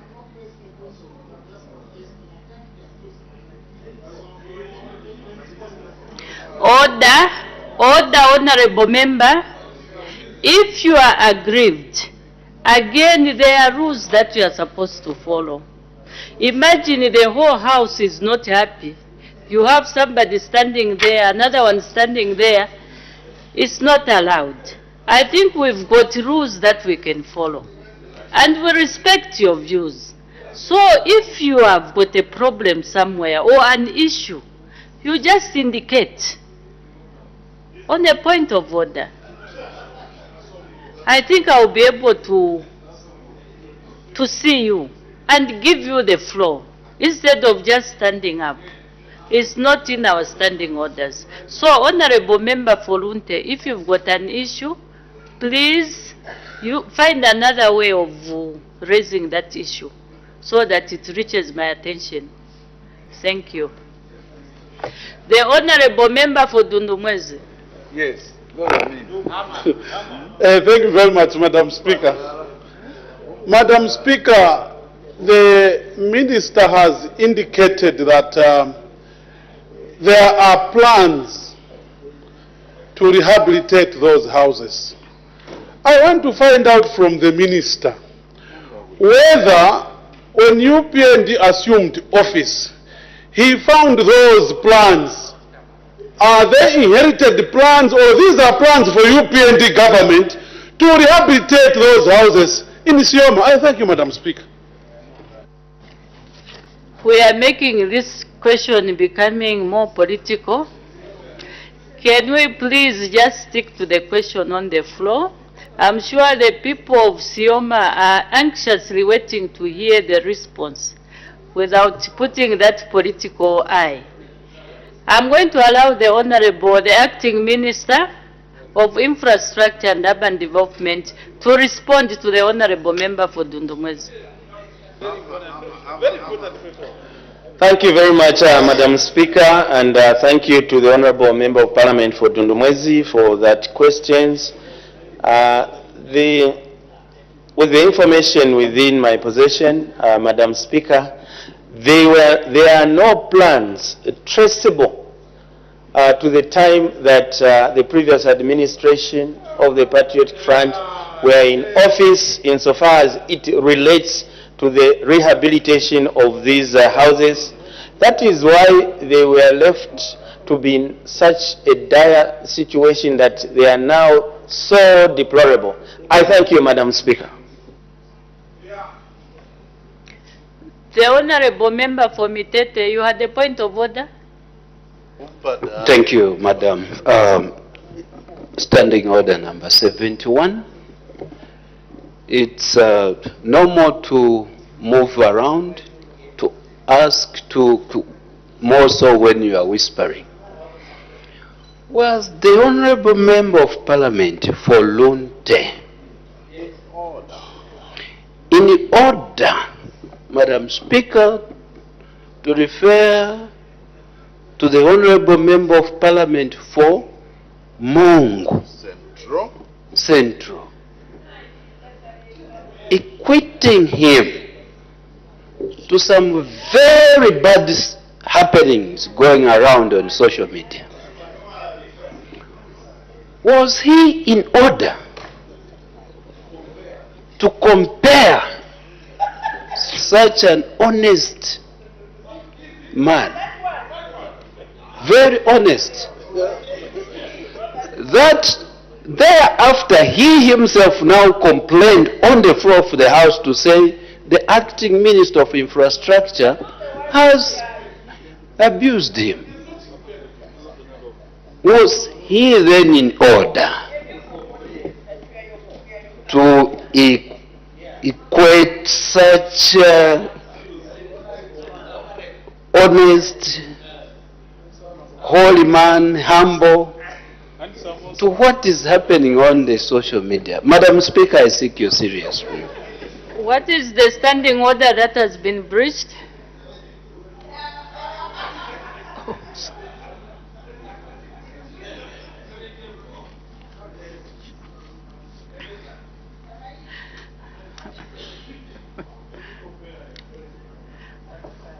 Okay, we make progress. But let's try to be sensitive. I don't even know what the matter is that is going on social media.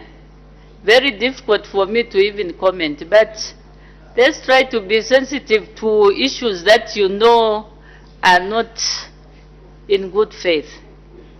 I don't know the matter myself.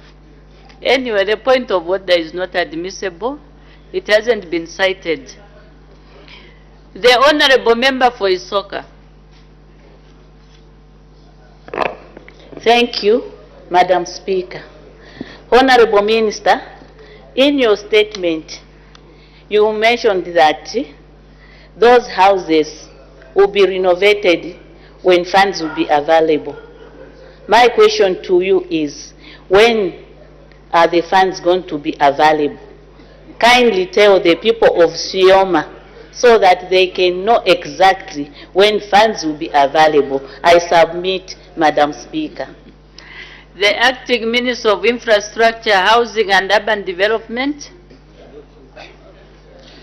Thank you so much, Madam Speaker, for the opportunity.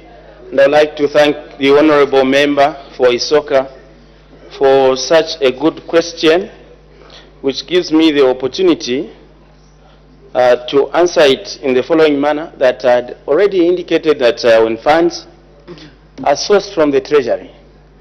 And Madam Speaker, as you know, the Treasury gets its funding from various revenue streams within the activities of the economy.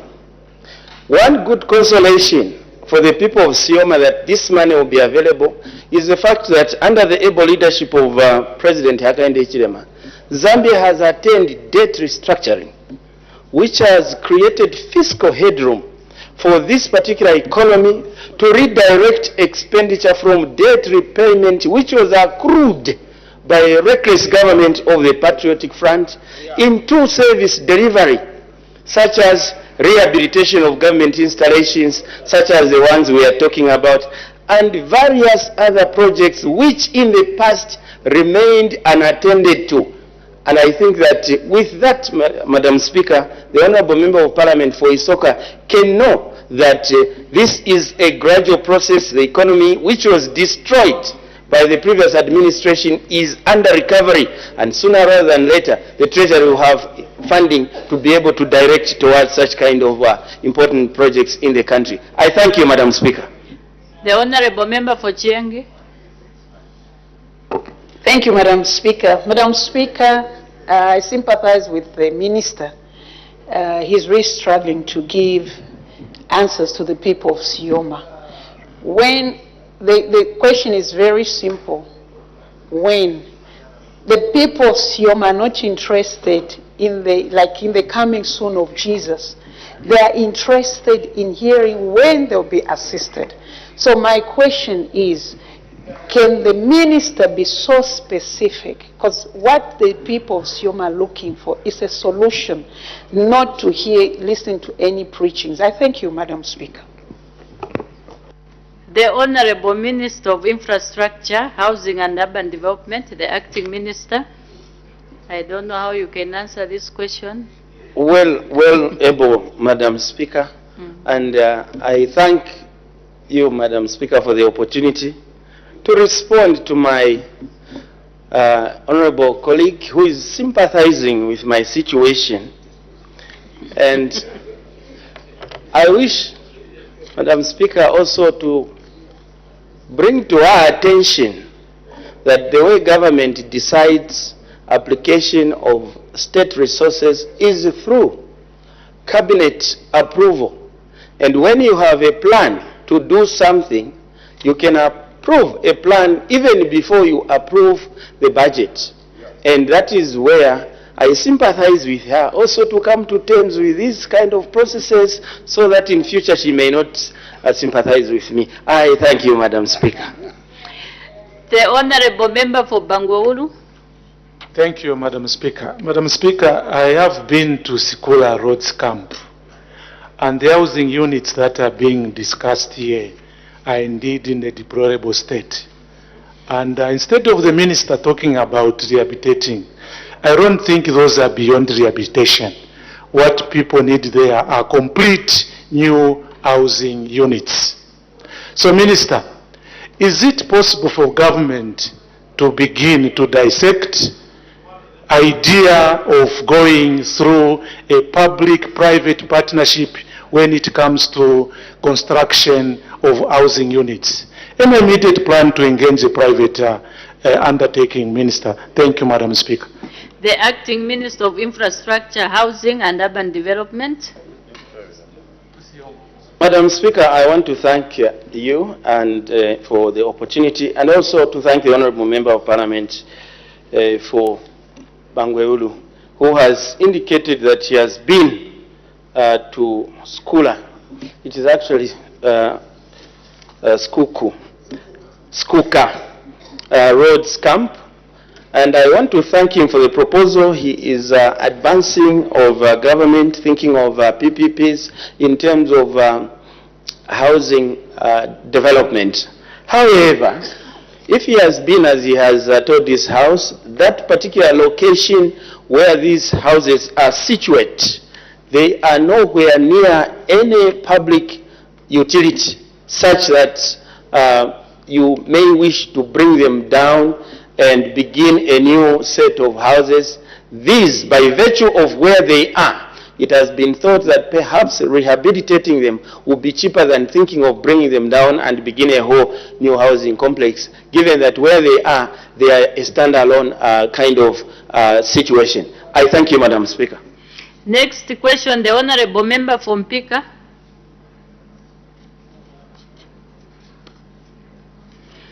The Honourable Member from Pika, not in the House. The question lapses. We move to the next question. The Honourable Member for Kanchivia. Thank you, Madam Speaker. Question 110. The Honourable Minister of Home Affairs and Internal Security. Thank you, Madam Speaker. Madam Speaker, Honourable Sandy Chanda, Member of Parliament for Kanchivia constituency, asked the Minister of Home Affairs and Internal Security the following questions. A, whether the government has any plans to construct a police station in the Kanchivia district. B, when the police will occupy the newly constructed constituency development fund police post in Chalavesa area in Kanchivia parliamentary constituency. Madam Speaker, in responding to the questions asked by the Honourable Member of Parliament, I wish to state as follows. A, the government has plans to construct a police station in Kanchivia district, and land has been secured in Chalavesa area for this purpose. Construction of the police station will commence when funds are made available. B, the newly constructed constituency development funded police post in Chalavesa will be occupied by the Zambia Police Service once the following are completed by the constituency. 1, connection of electricity and water. 2, procurement of furniture. 3, construction of at least 3 staff houses at the police post. Madam Speaker, I thank you. Supplementary questions. The Honourable Member for Kanchivia.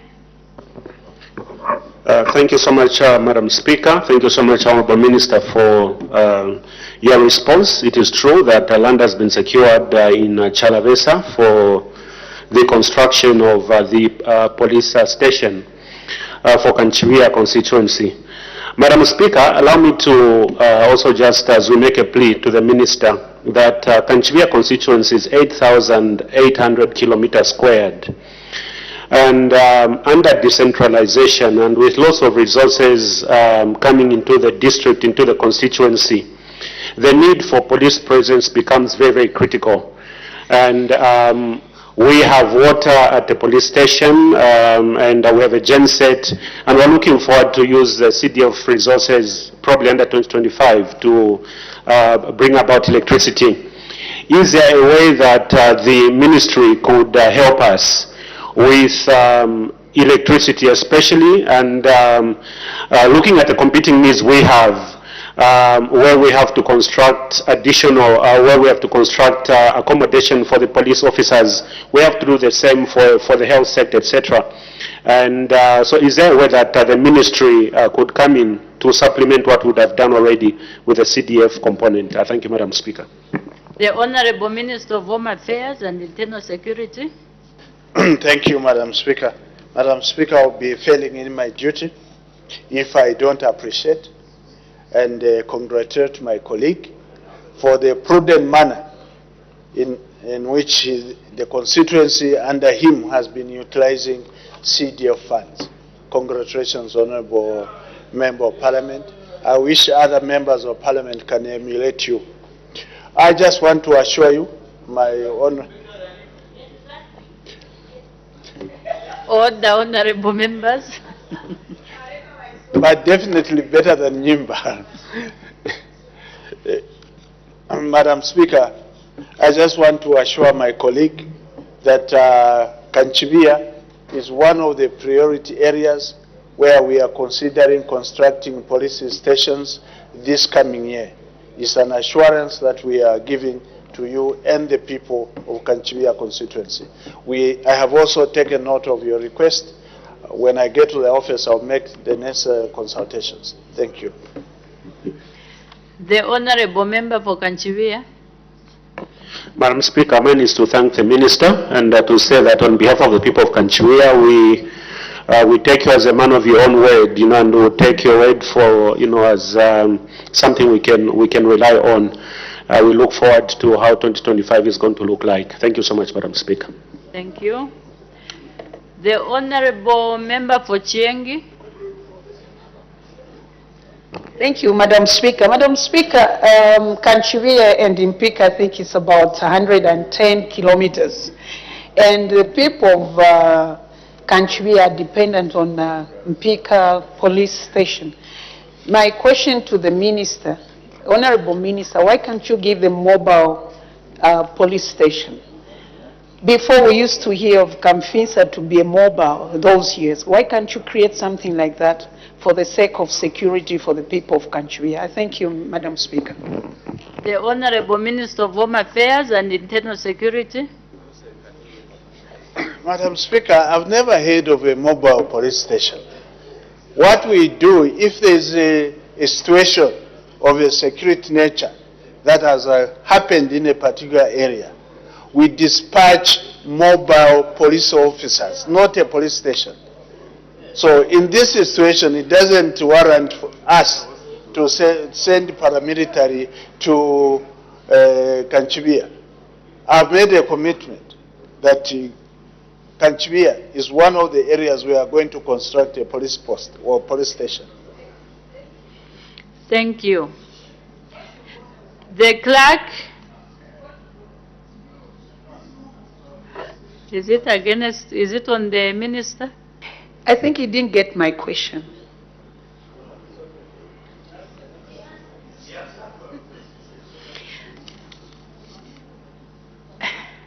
The Honorable Minister is refuting or is saying there is no mobile police station. I don't know whether your question, from what I heard, your question stated that the need for a mobile police station, which the Honorable Minister answered correctly to say there is no mobile police station.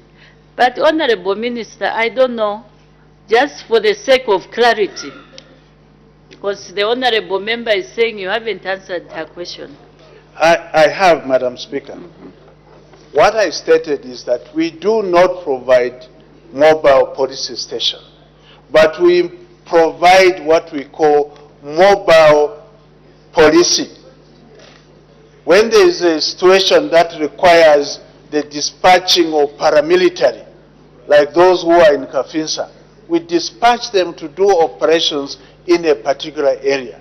But that is not called mobile police station. We just dispatch security officers for a specific assignment. Thank you so much, Honorable Minister. We make progress. The clerk will now read the order of the day. Supply motion of 5th November, resumption of debate. When the House adjourned yesterday, Wednesday, 6 November 2024, the House was considering the motion moved by the Honorable Minister of Finance and National Planning that the House do now resolve into Committee of Supply on the estimates of revenue and expenditure for the year 1st January 2025 to 31st December 2025, presented to the National Assembly in September 2024. Any further debate? The Honorable Member for Nyimba. Thank you, Madam Speaker. Madam Speaker, due to time, I'll just look at 52 and 89 of my interest, and also look at the issue for elections management in our country. I'm looking at the 52 water development budget under the Ministry of Water.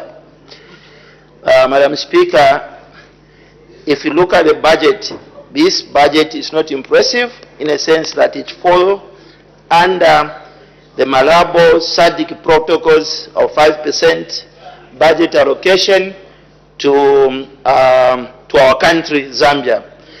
Today, Madam Speaker, you agree with me that a good number of us who come from the rural areas, especially the valleys, even those who are living in town, there is a water crisis in our country. And this year, Madam Speaker, government has just allocated 1.13% of total allocation of total budget to the Ministry of Water. This is not impressive, Madam Speaker. What we need is, as a country, we should look at water as business. We should look at water that these are the things which are going to help us have proper food production. These are water is something which is going to give us health animals. Failure to invest in water, we are not doing ourselves a favor. Today, Madam Speaker, if I look at my constituents, we do not have running water on our pipes. It's sad that people are drinking from, I don't know what I think, because those are wells. Because we cannot rehabilitate, we cannot do a borehole everywhere. Madam Speaker, we have, thanks to World Vision, thank you so much to CDF, we have done what we could. But because there's less management, there's less investment into the water system, especially from on our utility companies, this is killing us. Madam Speaker, today the Minister of Energy, through ZESCO, through the Ministry of Energy, through ERB, they go to ERB to seek for a tariff adjustment upwards. I've never heard any government ministers seated on your right, Madam Speaker, supporting the water utility companies to do tariff adjustment upwards. I'm just trying to be realistic, Madam Speaker, because ZESCO is adjusting, so meaning the water utility companies to pay more money to ZESCO. But we haven't adjusted the tariffs for the water company. As a result, the water companies are being killed. Madam Speaker, it would be good for us as a country to have expensive water than not having any water, which is cheap. That is what we need as a country. We should not try to impress people when things we can't manage them. Let's give people proper pricing of our water. Then let's provide water to every household, to every village, to everywhere. Madam Speaker, today I've got a quarrel in my constituents where people are talking about water. They've got nothing to do because our animals, Madam Speaker, are struggling. I'm not going to blame government that you haven't done what you can. You've tried to do what you can. But whatever we have tried, Madam Speaker, looking at 1.13 investment in water, it's not encouraging.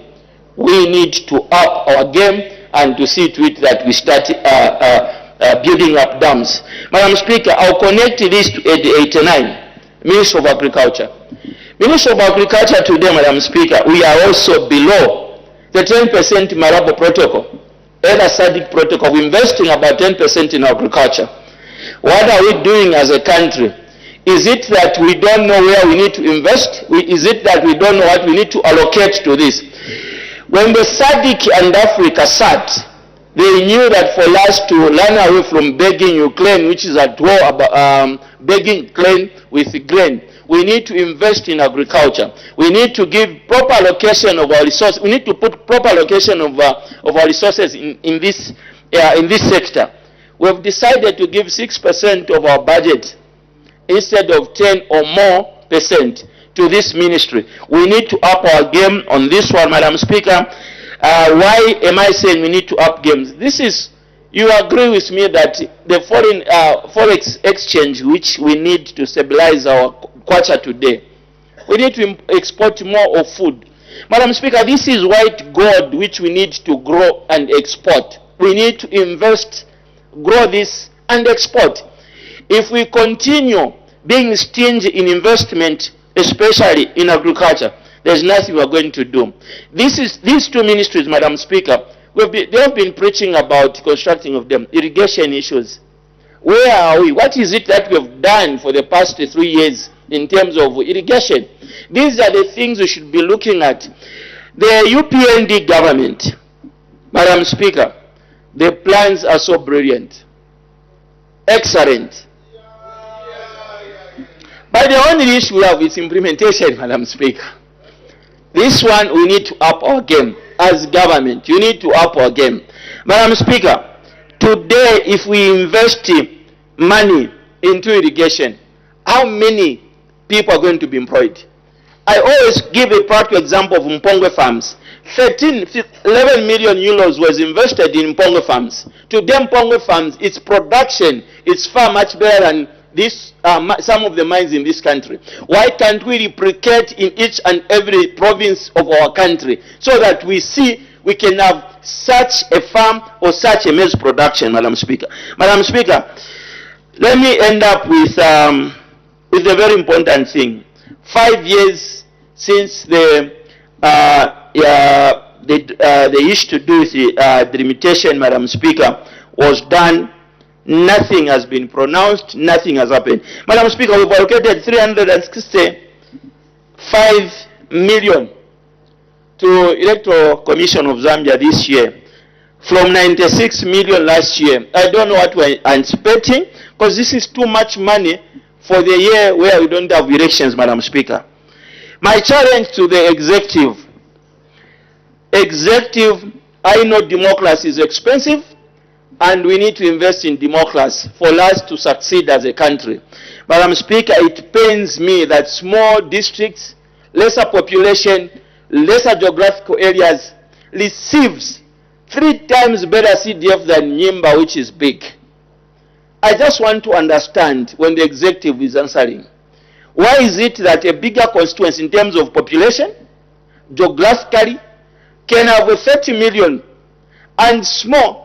If I'm challenged, I can question, I can mention those Kaputa, for example, combined with Rupososhi. Either you put them population-wise, geographically, they are small, but they have big amount of money. Today, Madam Speaker, why is it that the executive, the Minister of Justice, my sister, she's here, the Minister of Finance are here, why are we not doing some delimitation on the constituencies, like one of my doctor there who is seated there, his constituencies? The Honorable Member for Nyimba, you can wind up. Your time is up.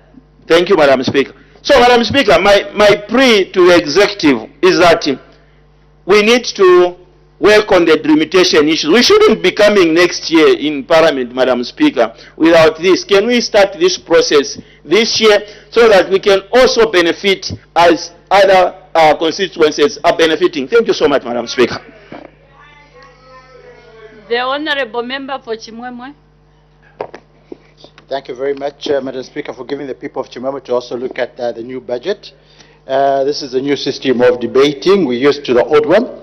Madam Speaker, the people of Chimwemwe will look at the budget. The Minister of Finance has brought his budget today, or let me say this year.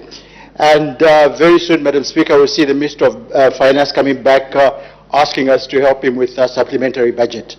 Madam Speaker, the people of Chimwemwe believe that all the ministry once they do the assessment of what they need to do in the coming year, there is no need of coming back with a supplementary budget. Why do we come back with a supplementary budget? Because, Madam Speaker, that is actually putting pressure on our revenue. Madam Speaker, the government should be looking at expanding from the supplementary budget for the very next year, not actually working on what we've already done. So we as the people of Chiboma are concerned, we want to see the causes of the supplementary budget. Madam Speaker, the biggest challenge that comes by with coming of supplementary budget is because the Ministry of Finance delays to disperse funds. Madam Speaker, once the funds are delayed, Madam Speaker, the economic dynamics kick in place. We all know, Madam Speaker, fluctuation plays a very big part, especially for most ministries that want to procure the goods or services that are actually imported. Madam Speaker, we know the inflation right now. It also keeps rising. But as Speaker, as a result, these ministries are failing to actually procure what they need to procure. So the Minister of Finance, Madam Speaker, needs to find a way of actually releasing the funds timely. I know part of our budget, Madam Speaker, is actually mobilized using local revenue. This is the part where, Madam Speaker, I've been complaining to the Minister of Finance. Minister of Finance, you're putting too much pressure on ZRA. ZRA has gone to the copper belts, especially Mopani and KCM suppliers. These, Madam Speaker, need the Minister's help. And I've been singing about this day in, day out. ZRA, Madam Speaker, is in a hurry to make money and give the Minister so that the Minister can foot his budget. Madam Speaker, but these are people that waited for so long without being paid. After being paid, Madam Speaker, the money was garnished, and right now they still owe ZRA. Madam Speaker, we've already got the government guarantee scheme. How is it going to work if we're still killing the people that are supposed to mobilize the funds? Madam Speaker, here's a practical example. We look like we are favoring foreigners opposed to our own. Madam Speaker, here's a good example. Let's look at most of these hotels, casinos, and shops owned by our colleagues out in the country. When you go there, Madam Speaker, you need to buy you need to hire to book a room, or buy a meal, or even just play blackjack. Madam Speaker, they will ask you to pay cash. Point-of-sale machines are not utilized, simply because once you use a point-of-sale machine, Madam Speaker, ZRA is able to pick it because that money goes to the bank. Madam Speaker, how do you pay if you don't have cash? They'll allow you, Madam Speaker, to use mobile money. But which account are you paying, Madam Speaker? The person that is saving you. Either the receptionist, who, Madam Speaker's mobile account is not related to the company. This is where the Minister of Finance, Madam Speaker, and ZRA should look at. This is where we should mobilize our funds rather than squeezing that contractor at KCM and that contractor at Mopani. Madam Speaker, let's look at the solar equipment. Yes, Madam Speaker, the government did well to actually remove the duty. Madam Speaker, but has anybody done any assessment to check the price of the solar equipment fetching on the market right now? No. Madam Speaker, I imported one solar equipment from China, which is very expensive. When I brought it here, Madam Speaker, the difference between what I bought, which is more expensive, is actually 300% cheaper than what is fetching on the market. So you can see, Madam Speaker, there are people that are into this solar business and not paying the actual duties that we need to mobilize to ensure that we disperse the funds quickly. But what they're doing is they are enriching themselves, Madam Speaker, by more than, I don't know whether it's 400-500%. Madam Speaker, it's high time that the Minister of Finance re-looked at the solar business and perhaps he reintroduces the duties, because what we need, Madam Speaker, is we need cash that can be used by the ministry to disperse the funds quickly. Madam Speaker, let me look at, we did look at non-tax revenue. There was a question, I think on Monday, though we forgot to look at the traffic unit. It's unfortunate that the Minister of Home Affairs is not here. I believe the suspension that is running for roadblocks to be mounted, the Minister of Home Affairs does not know that the roadblocks is being run, especially in Kitwe, from a group called Riverside Police Station. But Speaker, these police officers mount roadblocks as early as 6 in the morning. They go to residential areas, make people park cars, receive money from these people. These are huge sums of money. These police officers, Madam Speaker, are the owners of now bus stations because they're running their own fleet of transport called NOAA buses. They've got flats, they've got houses. All that money, Madam Speaker, should be channeled to the government. This is one area where there are leakages. This is where the Minister of Finance should look at. Not squeezing that contractor, not squeezing that supplier. Madam Speaker, let's also look at Ministry of Health. I think that will be the last one, the Speaker, when it comes to recruitment. Madam Speaker, when the Minister of Health is recruiting, he's obviously trying to normalize the ratio between health workers and obviously the patients. But one thing, Madam Speaker, he does not do, or maybe an assessment he does not do, Madam Speaker, is if he is hiring 2,000 workers, how many other people are being retired by the system, Madam Speaker, not because they want to retire, but because, Madam Speaker, they've reached the limit or they've reached the ceiling. Madam Speaker, these are some of the issues that we need to know, because we've seen that emoluments seems to be taking a larger chunk on all the ministries that are being represented. Madam Speaker, having said those few words, Madam Speaker, I wish to thank you. The Honourable Member for Sinazongwe.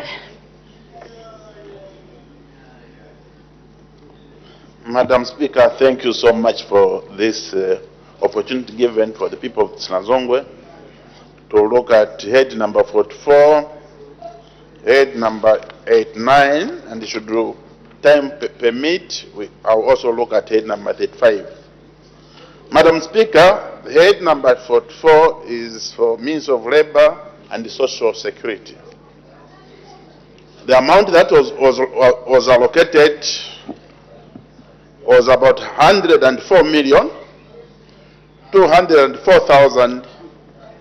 104,204,458 kwacha is their allocation as a ministry. Madam Speaker, this ministry is very, very important, looking at the zeal that is coming from the new Dawn administration,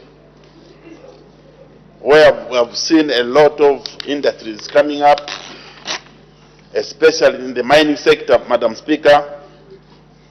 We have seen a lot of investment coming in, meaning this ministry, Madam Speaker, needs a good investment. And looking at the money that was allocated to this ministry, Madam Speaker, I feel, or rather the people of Sinazongwe feel, the money is not all that enough.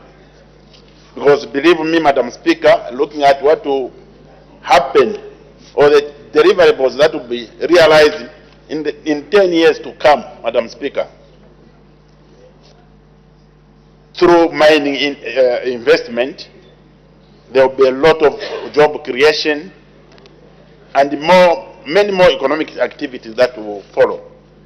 Therefore, this ministry, Madam Speaker, needs a lot of resources. We need to open a lot of offices in almost all the constituencies, taking into account of what is obtaining in Sinazongwe, Madam Speaker, where right now we are sitting on not less than 5 mines that are mining coal. And when you look at the labor aspect, where to report, we don't have any office, neither an officer in Sinazongwe. But meanwhile, we have reports that are coming where even the workers in these respective mines, Madam Speaker, they end up reporting to the Member of Parliament thinking I can be solving labor matters. So it's high time, Madam Speaker, looking at the investment that is going through in the mining the sector, this should be moving in tandem with the investment under means of labor and social security. So this ministry, Madam Speaker, it needs a lot of resources. Because when I look at even the allocation, even under occupational health. Order, Honourable Member. As the time is 16:40 hours, I suspend business for 20 minutes for health break. Parliamentary television business has been suspended for 20 minutes, a health break, and under consideration is the motion of 5th November 2024. And debating this motion is Sinazongwe Member of Parliament, Mr. Gifty Sialuvalo.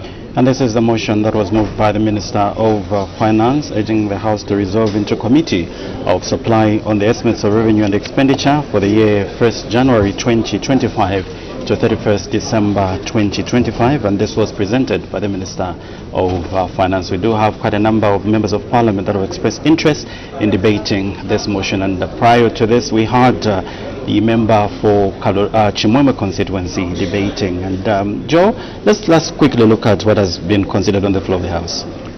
Business did resume at 14:30 hours, and Madam Speaker did make some few announcements. And in the first announcement, she did recognize the presence in the public gallery of students and lecturers from David Livingstone College of Education in Livingstone District. And on behalf of the National Assembly, Madam Speaker did welcome the visitors to the National Assembly of Zambia.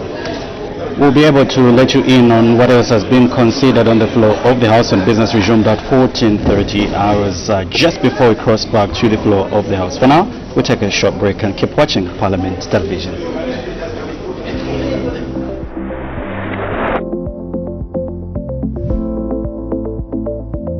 Parliament TV, bringing Parliament closer to you.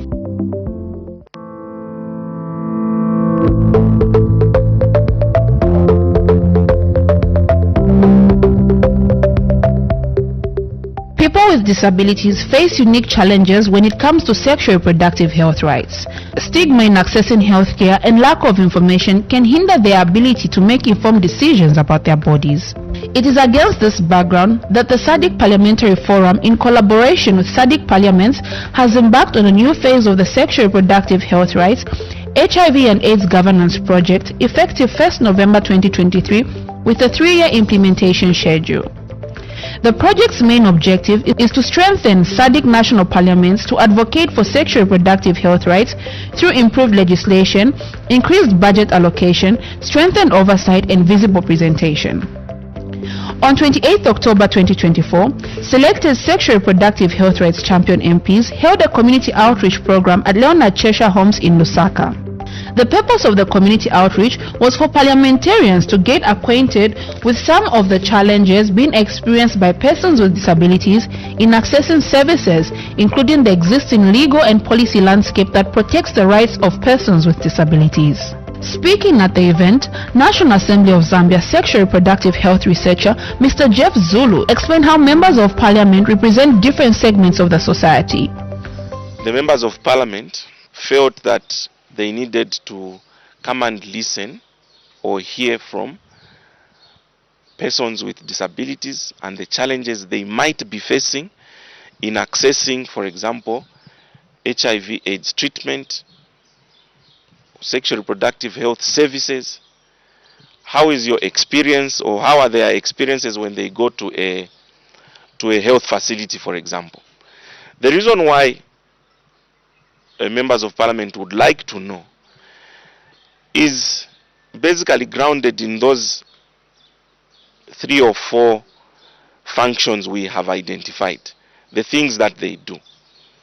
So that if they are looking at the national budget, for example, they are able to have in mind that there are people who have disabilities who may not have access to medicines. So they are able to now advocate for maybe more money to be allocated to the health budget. Mr. Zulu explained how the outreach program was an engagement program where members of parliament interacted with persons of disability to learn more on how persons of disabilities can access sexual reproductive health services. The members of parliament have the rare privilege of engaging the government in parliament to explain and say we met these people and these are their challenges. So this is basically what this project is about. The project is in about 11 SADC countries at the moment. So as Zambia, we are also part of the project, and we have been working with many partners. Maristop's policy and partnership advisor, Ms. Namakando Siamamuna, highlighted the challenges that people living with disabilities face when accessing services from the facility. Maristops is largely a service delivery organization. We provide reproductive health services. We also have a social marketing program. We also do advocacy work. The first thing that we did was to do an organization audit. So we did an audit for Maristops, and to what extent are we disability friendly? What was clear is that we were not as disability friendly. For starters, we looked at our infrastructure, we looked at our policy guidelines, and those thematic areas did show us that we're not as friendly. One, we did not have a disability policy framework in place. So we mapped organizations and we sought training as an organization. Ms. Yamamuna also highlighted the progress made by the health facility to ensure that they deliver quality sexual reproductive health services to persons with disabilities. And then we went on to try and make our facility disability friendly.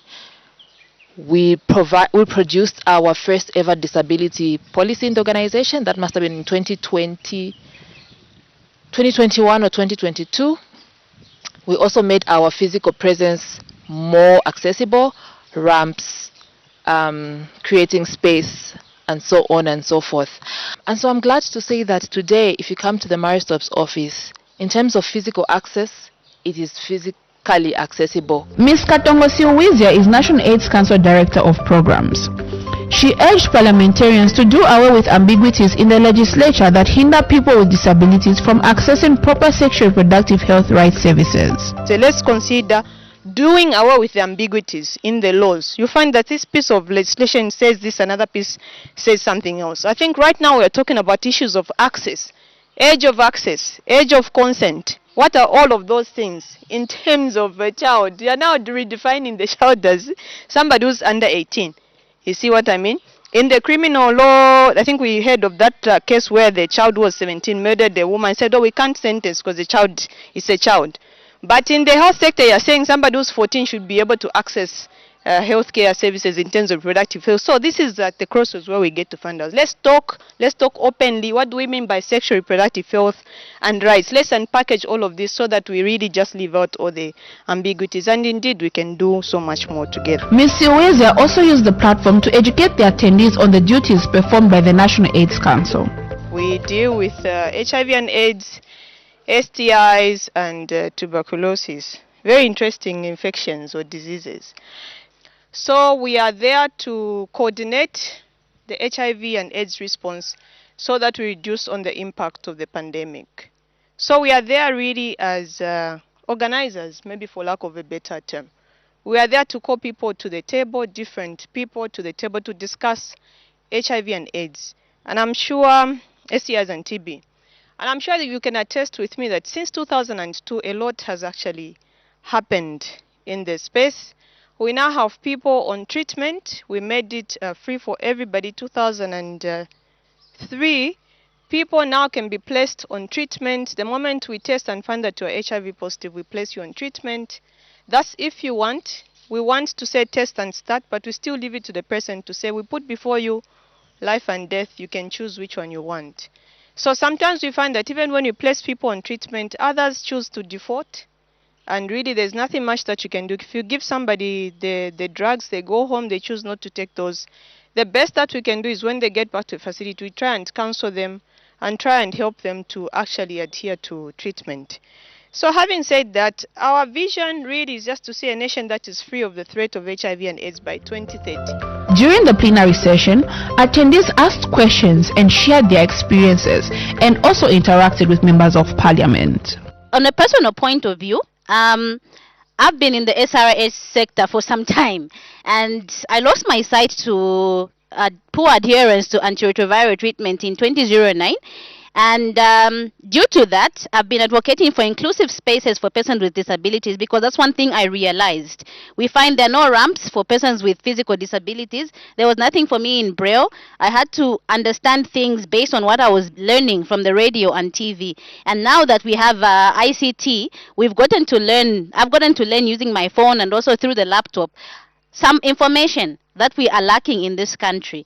Members of Parliament, you agree with me that we still face discrimination direct from the health providers. We have got circumstances whereby our young people with disabilities go to health facilities to access HIV testings and condoms. Therefore, they are asked questions such as, Nai mumuma chita ivintu if. And so on. And these questions come directly from our members of Parliament. And we feel these are our challenges, and we want to urge you as members of Parliament through the Ministry of Health in raising awareness to our healthcare providers that issues of sexual productive health rights, even people with disabilities, must take part, and it is their right. I've gone to hospitals. It's rare that I find a person living with a disability working.